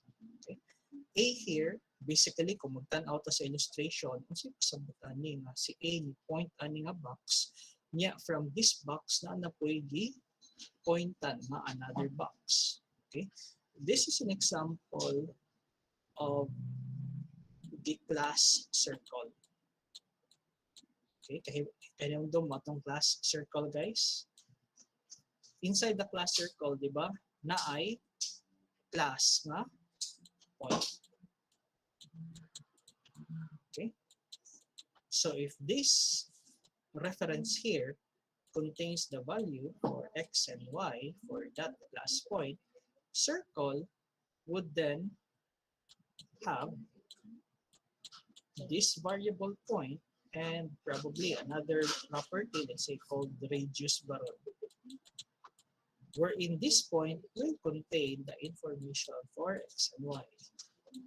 Something like this. Okay. Now, if for in any case, okay, you were able to, let's say,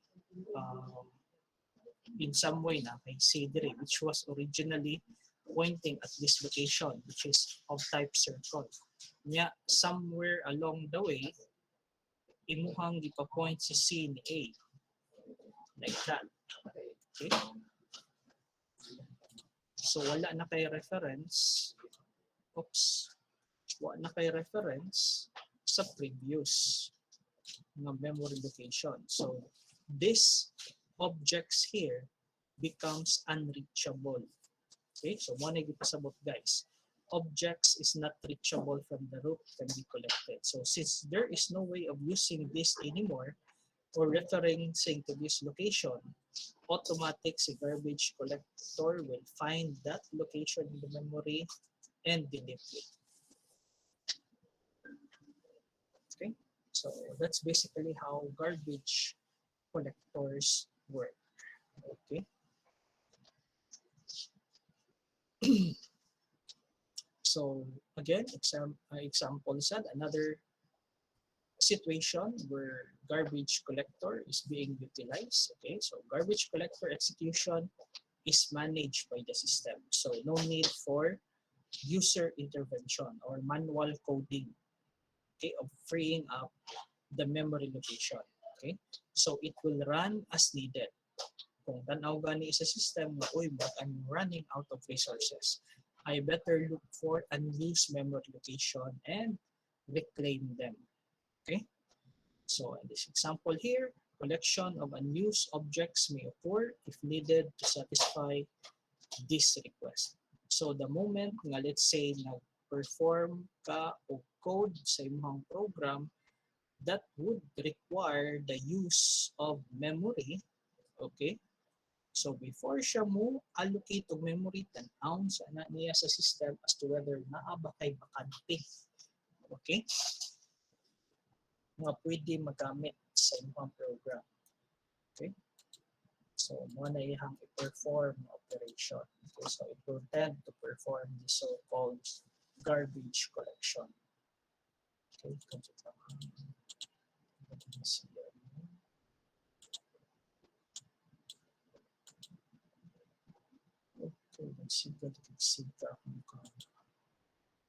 Okay, so anyway, so again, take note lang, garbage collector needs not be triggered manually by the programmer. Its execution is basically automatically managed by the system. Okay?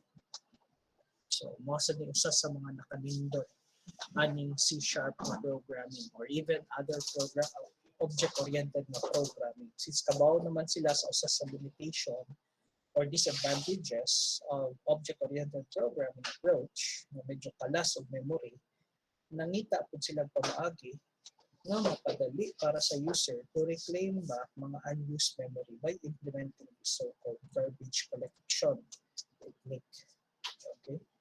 Otherwise, kung wala ng garbage collection, dali ang kayo makaroon ng memory. Okay? With the approach na there are a lot of programmers who does not release this unused memory location. Okay? So, usang mo gawin siya sa mga problema ilang na-encounter when working with C. Okay? Na language wherein manual ka mag-release sa imong memory na wag mo gamit. Okay? Sige, padayon ta. So, if you or if there's a need for you to call out the garbage collection manually, okay, there's actually an API provision for you to perform, okay, garbage collection. So, natay gitawag na GC class, which has been provided for new programmers if there's a need for you to manually control the garbage collection process. Okay, so there's that class GC. Okay, and the method collect for you to manually invoke the garbage collection. Okay, so take note, should rarely control garbage collection explicitly. Okay, so since this process is already highly optimized by the system, okay, and doing this manually is resource expensive. Okay, kalas-kalas lang ta sa line of code of adding the manual garbage collection when the system itself could actually do it for us. Okay, so waste of time if done unnecessarily. Okay, what if there's no need for you to collect garbage? Nagitawag ni mo ka ng function, GC collect. So you're just wasting resources and time to execute that command na wala gyapon gamit sa imong operation. Okay? So that of course na kay algorithm jud dira that requires it to be manually releasing unused memory. Okay? But if regular lang ang coding, pwede ra jud na nimo di tawagon si collect. Okay. So, one problem, okay,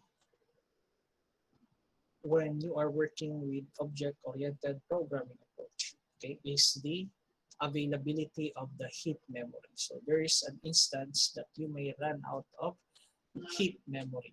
So, when you attempt to allocate space for your reference type, okay, you might encounter this so-called out-of-memory exception. Okay, so that means the system could no longer provide, okay, the memory required to execute that line of code. Okay, So how do you catch this problem? Okay, this problem, again, since mo generate siyang exception, can be handled gracefully by using the so-called try catch. Okay? So later, atuwa niya ng istorya guys. Atuwa niya ng sampulan. Kung saan mo na si try catch. Okay? So that's another statement na ato ang gamiton later when we are creating our programs, allowing your programs to exit your to exit gracefully. Okay? So without that so-called unexpected crashes. Okay? So mahibong na ang user nganong napaong nagkalit ang application sa padagan without saying anything. Okay? So pati man yung ana, di ba no? Biyaan na pagkalit. Yawa kabaw nga no. So hindi po dato ibiya, magpahibaw po nganong gibiyaan. So you can actually tailor your program to perform such a function. Okay? Now, before ka mo exit, pwede mo ipakita unsay error. Okay? So as a summary, okay, so what have we learned so far? Okay, so when you are talking about reference types, okay, basically these are referring to those variables created or instantiated for class and arrays. Okay, so sa ato ang mga bantayanan, okay, are those operators that we use for assignment and comparison. Okay, so we have learned that using the assignment operator doesn't give you a copy of the reference type variables. What is happening is instead is that it modifies the address, or rather it copies the address of where the assigned variable is pointing at. Okay? Yeah, when using the comparison operator, okay, unsa ganito ato ang gi-compare guys. When using the comparison operator, we are not comparing the values of the class. Okay? So it performs identity comparison. So it checks if they are pointing to the same location. So we're performing parameter passing. Unsa ganito ang default parameter passing when you are passing reference types. So it is passed by reference. Okay? So be it array, may pasa nimo sa ibang method, or if you are passing a class, okay, what the system is doing is that when you pass these parameters to your method, it is by default treated as passed by reference. Okay? And lastly, C# already has a provision to reclaim unused memory in the system, and we call it as garbage collection. Okay? So however, C# also provides us with a class and static method collect to do this manually. Okay? Though the method is available, it is not recommended that you do it explicitly. Okay? It's a waste of resources. Okay, so mauna siya guys for the topic of reference types. Okay. And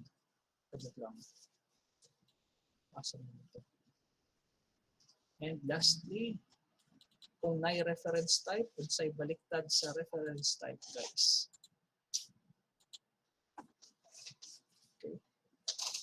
So kung may reference type, kung sa may kaatbang aning reference types, what do we call this so-called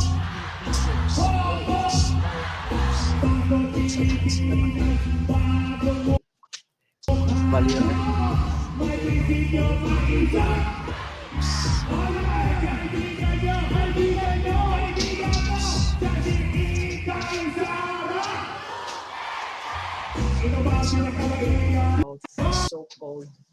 value types. Sir, wala kay share screen, sir. Pause ko lang. Akong ibalik. Nagtangtang dahil ang share screen.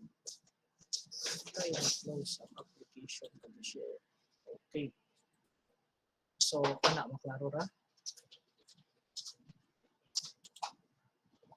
Klaro na, sir. Klaro ra. Okay, now let's proceed to the value types. Okay, so these are the topics that we will be discussing: the efficiency of value types, memory management, the semantics, the term boxing and unboxing. Okay, kibong lang mo ano may boxing pero may mag-away ano di ay. Okay, so that is just a term being utilized when converting reference type to value types and vice versa.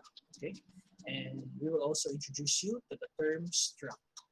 Okay, so in C, we use the keyword struct when creating our own types. Okay, so this is basically how we dealt with with encapsulation dito sa C na programming language. Okay, so basically struct is the basis for classes.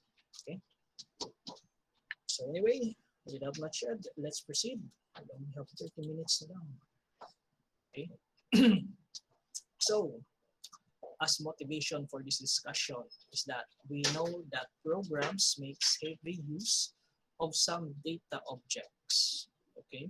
So especially when you are working with local variables, okay, parameter passing, loops, and counters.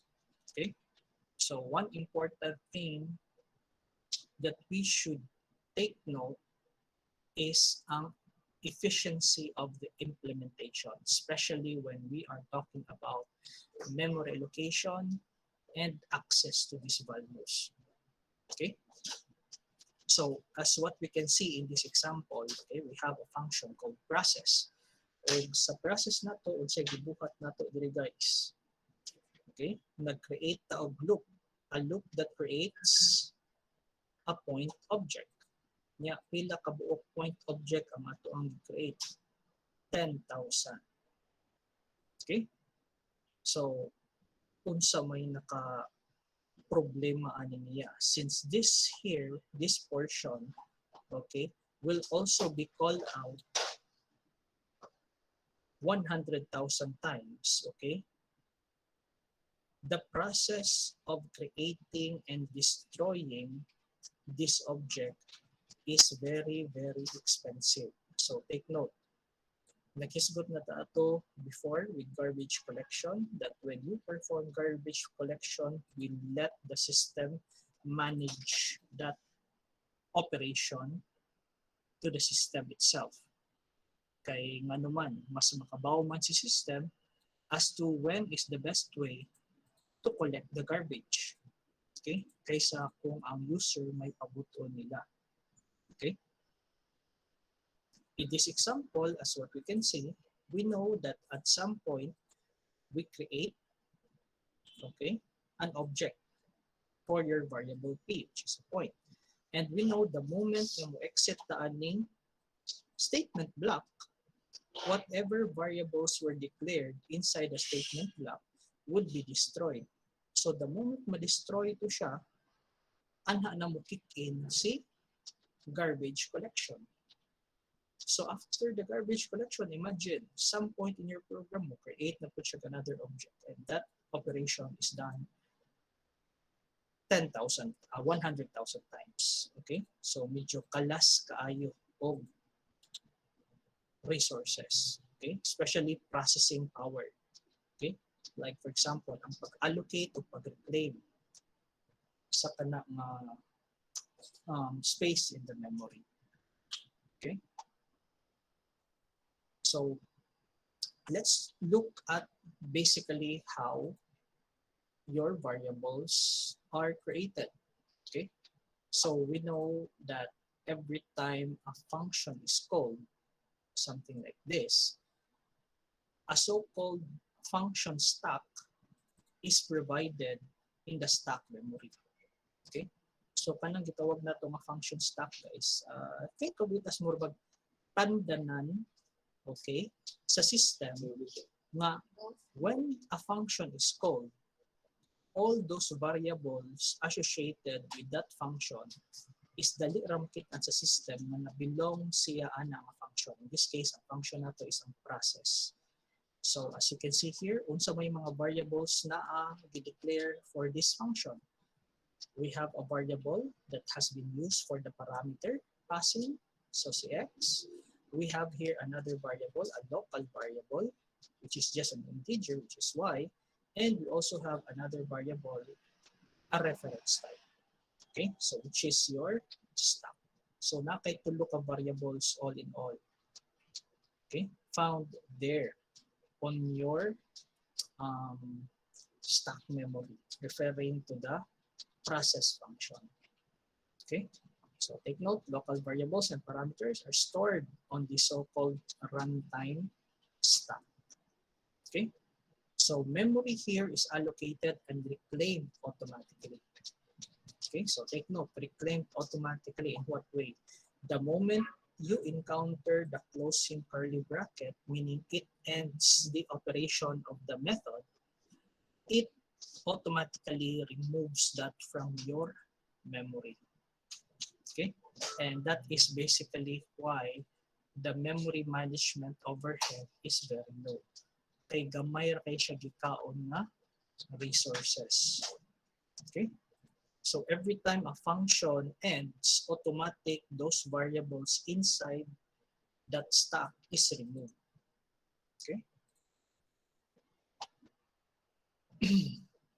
Next we have here, okay, how is the heap memory being managed? So as I've told you also, guys, is that those variables that we have here in the stack, if naatay mga reference type, it is not stored in that stack, but it is stored in the heap memory. Okay, so in ani ato ang interpretation sa objects that were created for our reference type. Okay, so as you can see, it simply points to that location where the actual object is created. Okay, so as stated here, reference type instance stored in a managed heap. This is less efficient than stack due to the overhead of the heap management. So take note, heap management, that means whenever you call in the keyword new, it consumes the processor, and therefore is consuming clock cycles to perform this operation. So that itself is already an overhead on the process. Kay creating that object takes time. Okay? So nag-create kag variable, gahin pa jud kag time to create that object in the heap memory. Okay? So mo na ihang gihisgot dira guys ng overhead of the heap management. So unlike sa stack memory, kung nag-create kag variable dira, more na ang time iyang gigamit. But if you have a reference type, nag-create kag variable sa stack, nag-create pa jud ka space dira sa heap memory, which is again an additional usage sa imong resources, not just time but also the memory. Okay, so let's talk about value types. Unsa man gyud ang value types and how does it differs from that of reference type? So take note, value types contain the data directly. So if you declare a variable on your stack memory, kung asa nimo i-declare ang variable is anha pud na siya store ang iyang data. Unlike when you store reference type. Kung sa muli isud sa data dire, again, it is the address to where the object is stored in the memory. And kana siya guys, mo na ang usa sa mga overhead nga ato ang gi-refer to when you are using the so-called reference type. Okay? Imbis nga ang makonsumo nimo sa memory is kanilang space for these variables, nagkonsumo pud kag additional space dira sa memory nimo to hold the address of where this object is located in the heap memory. Okay? So, maura na siya ang idea. Okay? So, again, all value types are derived from the value type class. Okay? So, examples of value types na pwede na itong magamit is kana guys, integer, characters. Okay?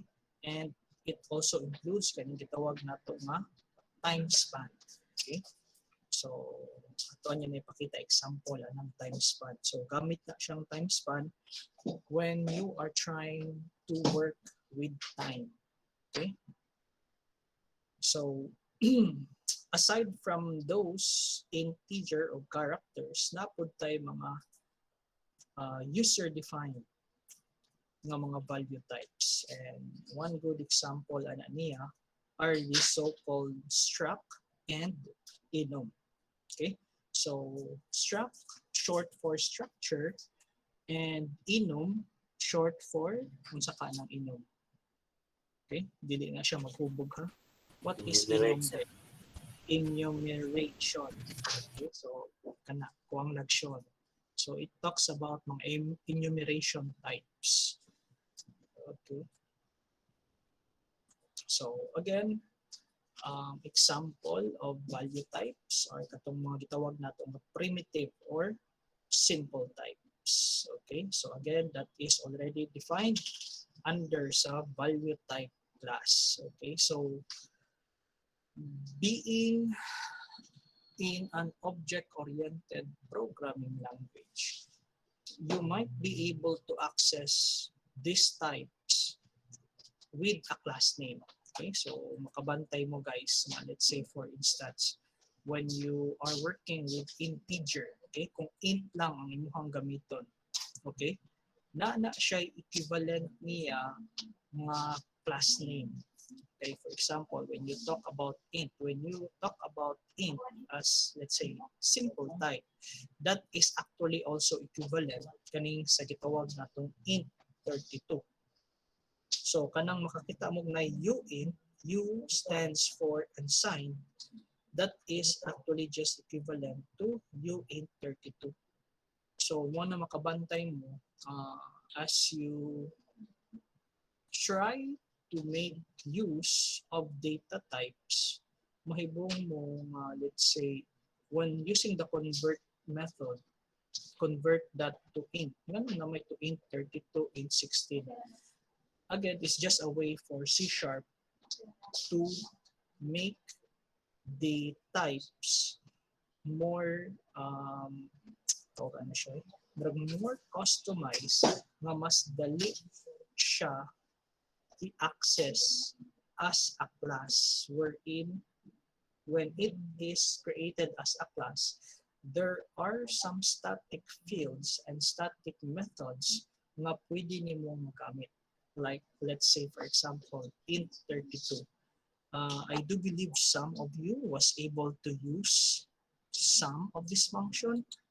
Okay, so when you are using int 32 na class, okay, or in this case, structure siya, okay, you were able to use this function, parse and try parse.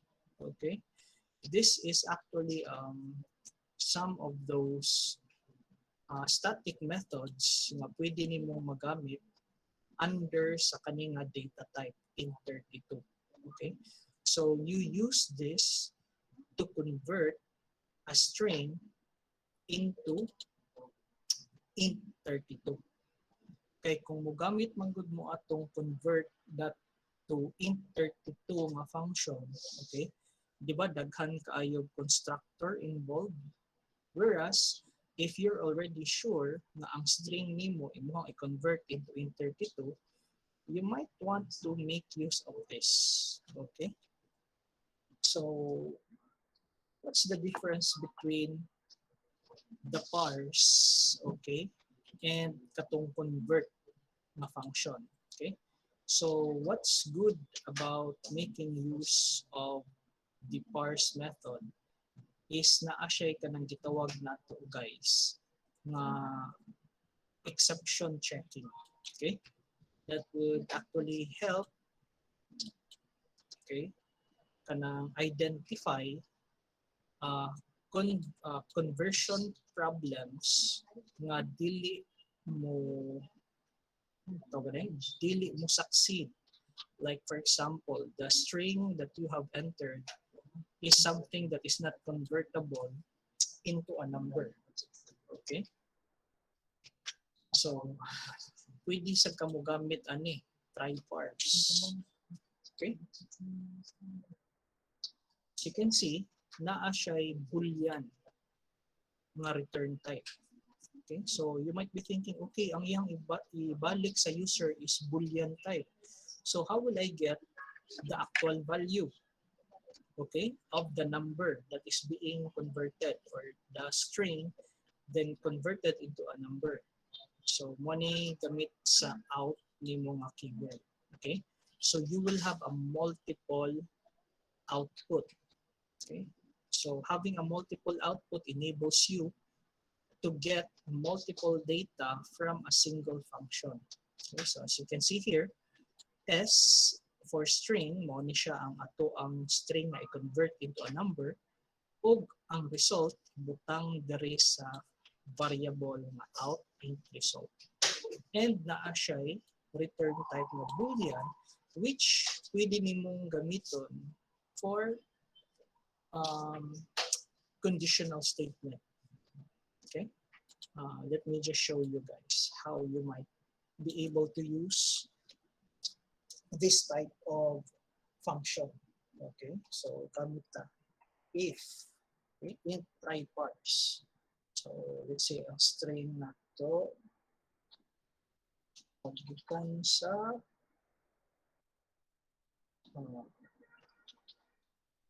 sorry, but so something like this. So, ipasa lang na to as a parameter S, then of course ang out, let's call it as res. So, kung sa man si res, mauna siya ang ato ang labayanan sa ato ang result. So, just say int res. Okay.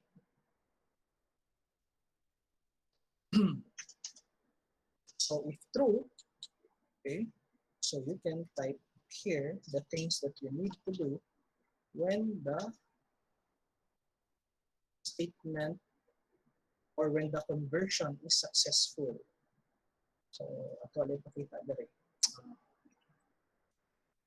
Conversion succeeded.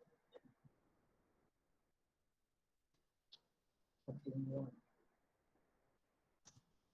So, para makita lang nato that indeed, okay, we were able to convert that string into a number. So, ang string nato is res, add na nato 1. So, something like that. Then, of course, if it's failed,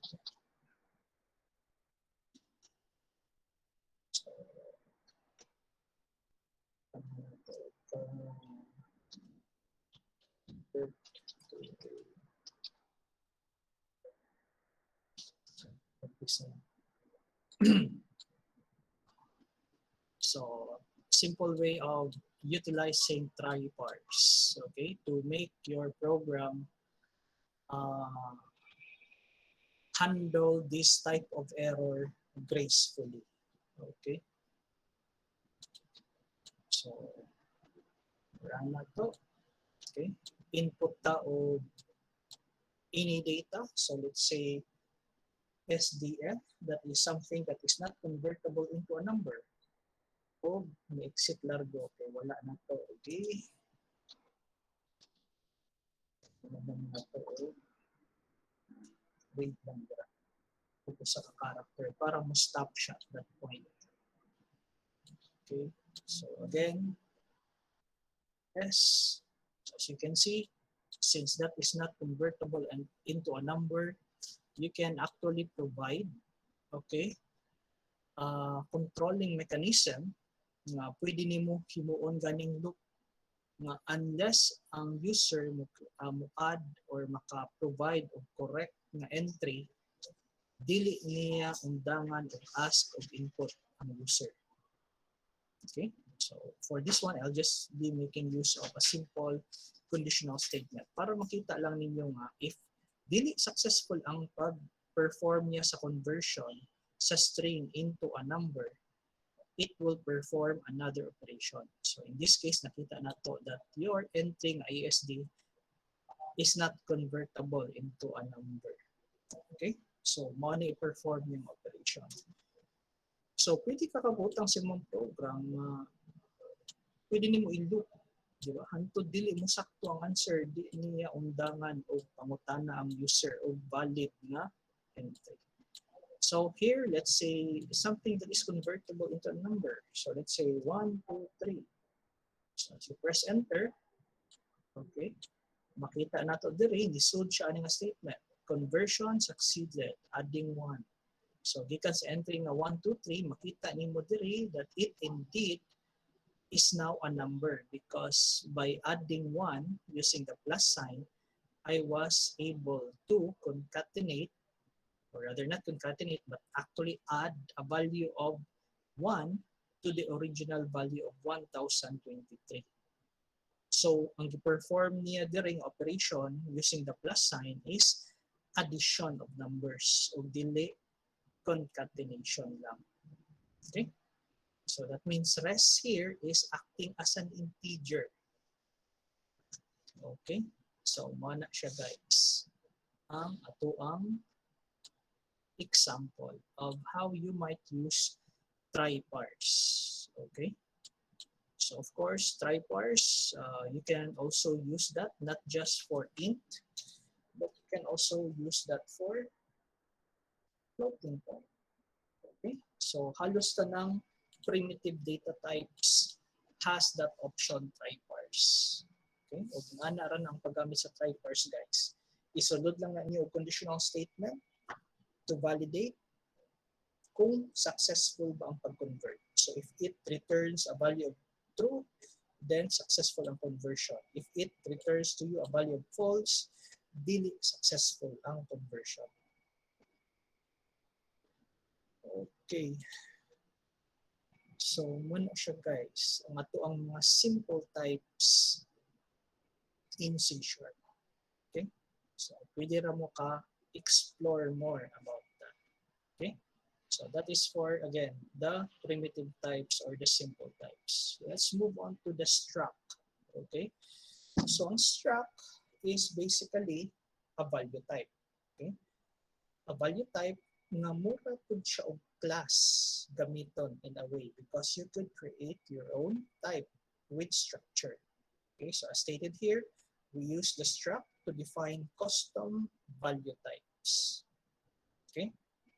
So if you use class to create your own type, basically, to be more specific, reference type, napod tayo kaugalingon na itong pamaagi to create our own custom type for value types. And for that, we use the struct.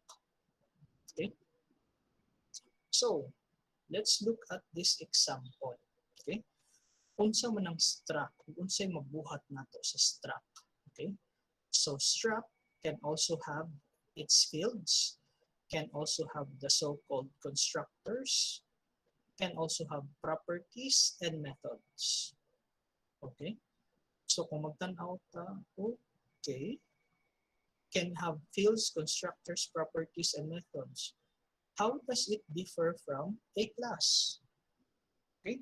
Kung magtanaw ta sa iyang example code, again, to define a struct, all you need to have is the keyword struct. In a way, kung magtanaw ka, mura po na siya class day no? Kay na ay fields, na ay constructor, okay?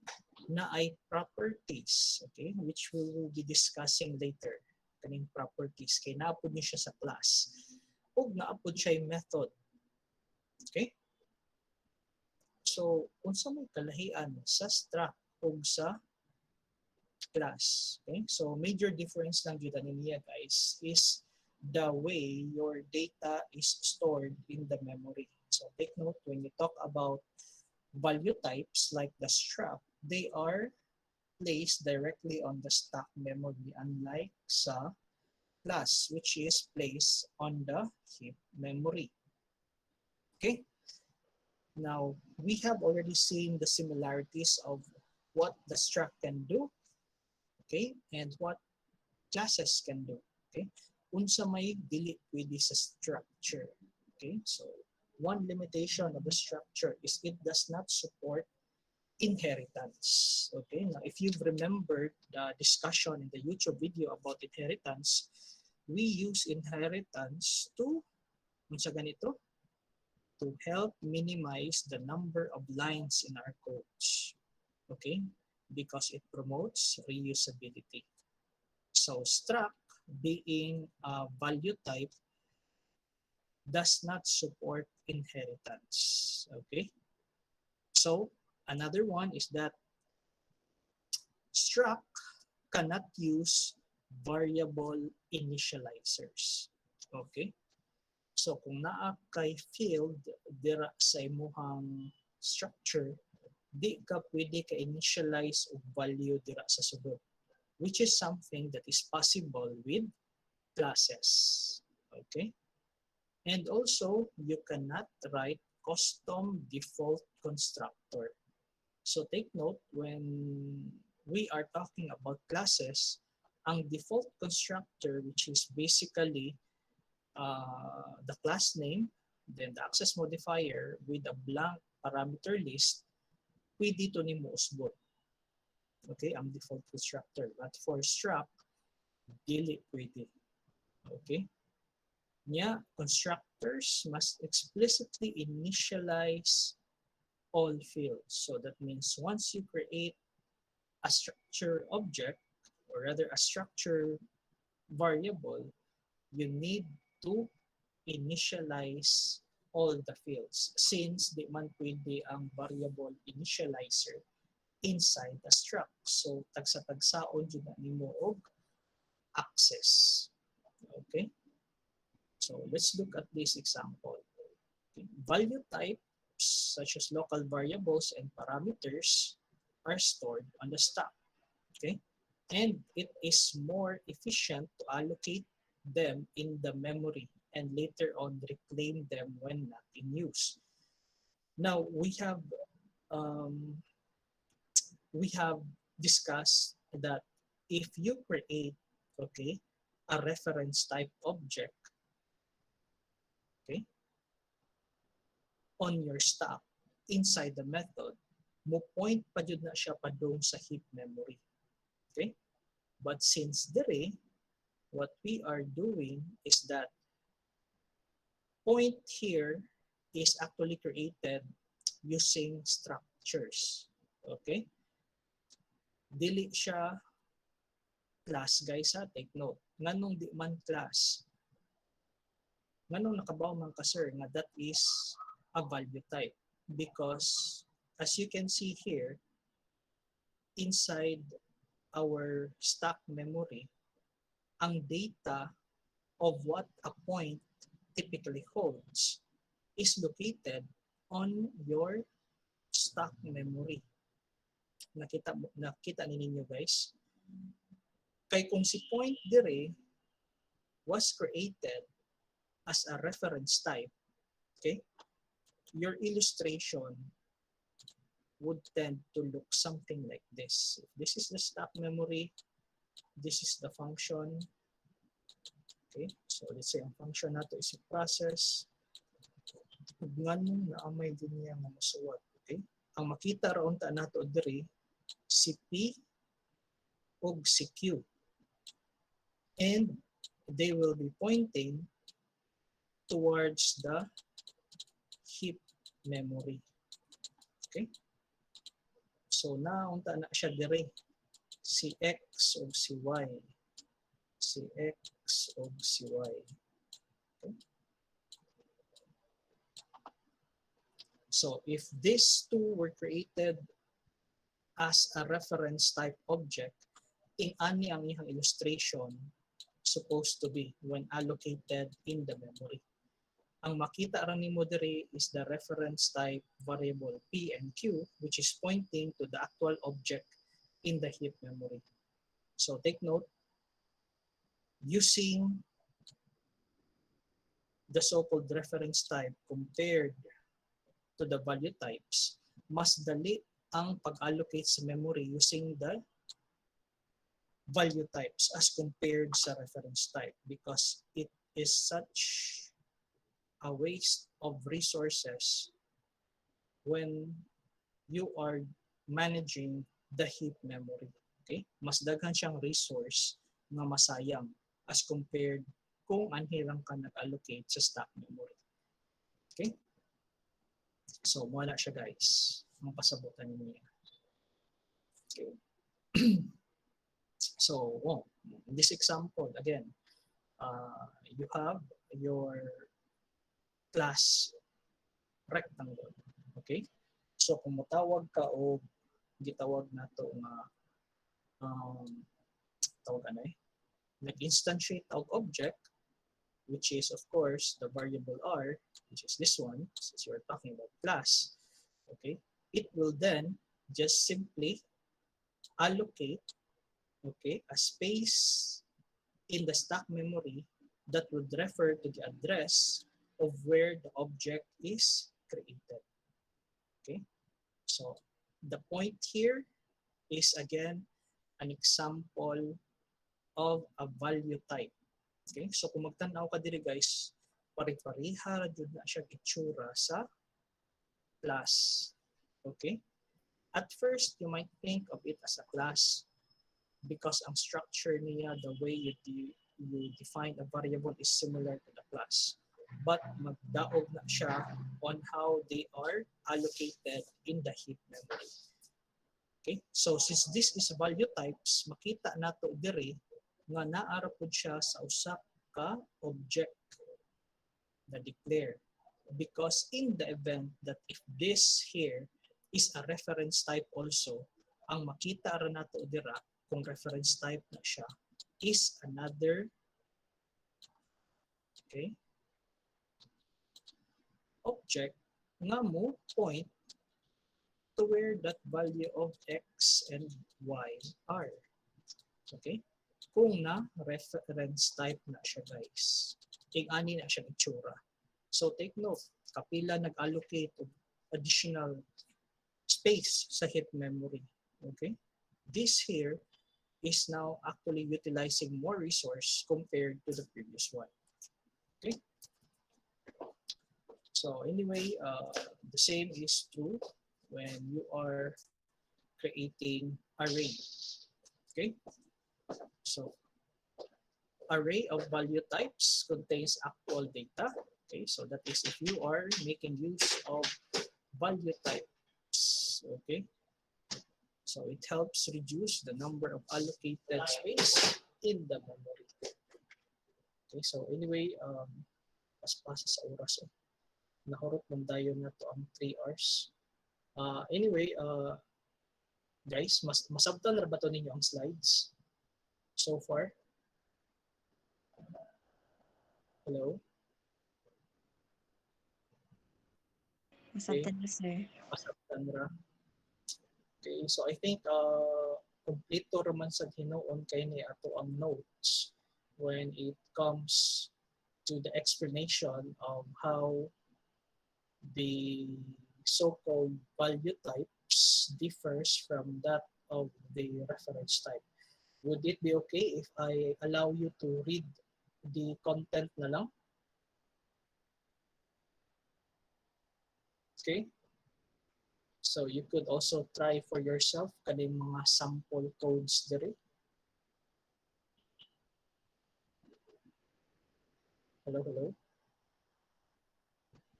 Okay ra? Kay murag alas 12 na. Yes, sir. Kalas na. 12 na paspas king oras. 3 hours one to ang klase. So anyway, more on concepts po man siya. Okay, so this coming Wednesday will be our will be our prelim schedule. Okay? So, in exam na to would be more on kwan lang sa more on um tawag ano eh, more on identification type of exam, mga multiple type of exam. Di isa ko maghatag og kwan programming nga problem. Okay? Unless makasuway sa amo og exercise that is related to the topics nga to ang na-discuss. Okay? Kay lisod kayo maghatag og programming nga problem nga wala pa mo kasuway og exercise. So before we have a hands-on exam about the topics starting from the class, okay, we will have pandang sa exercise about this topic before we actually had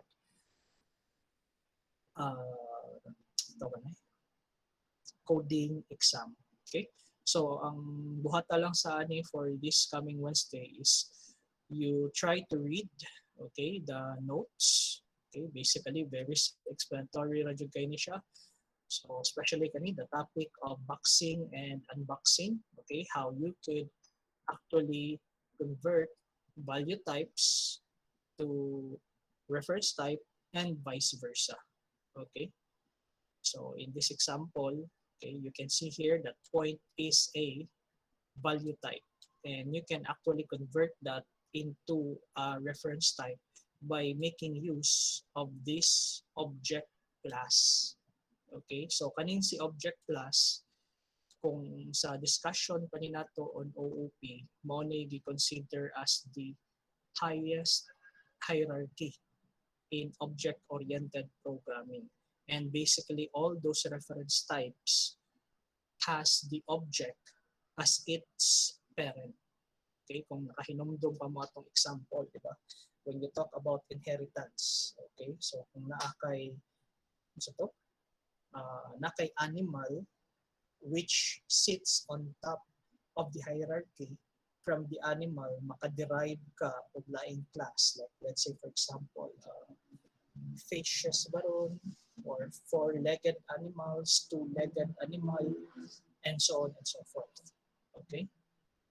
So, kung may boxing nga process, there's also the so-called unboxing, wherein kung naakay object, pwede nimo ma-convert back into its value type. Okay? So, mara na ang term, guys, nga unboxing o boxing. So, wa kay makita dirang Manny Pacquiao or Mayweather na topic. So, it all still have to do something with value types and reference type. Okay? So, I think maulang sa siguro na siya ang ato ang tawag coverage for the exam. Okay? So, focus lang sa amo katong sa topic on classes and objects. Okay? So, di lang sa nako na i-appeal si properties di ay. But supposed to be relevant punta sa siya. But anyway, ako lang yung tantangon sa malimot niya ako ani. So before we go, can we please first turn on our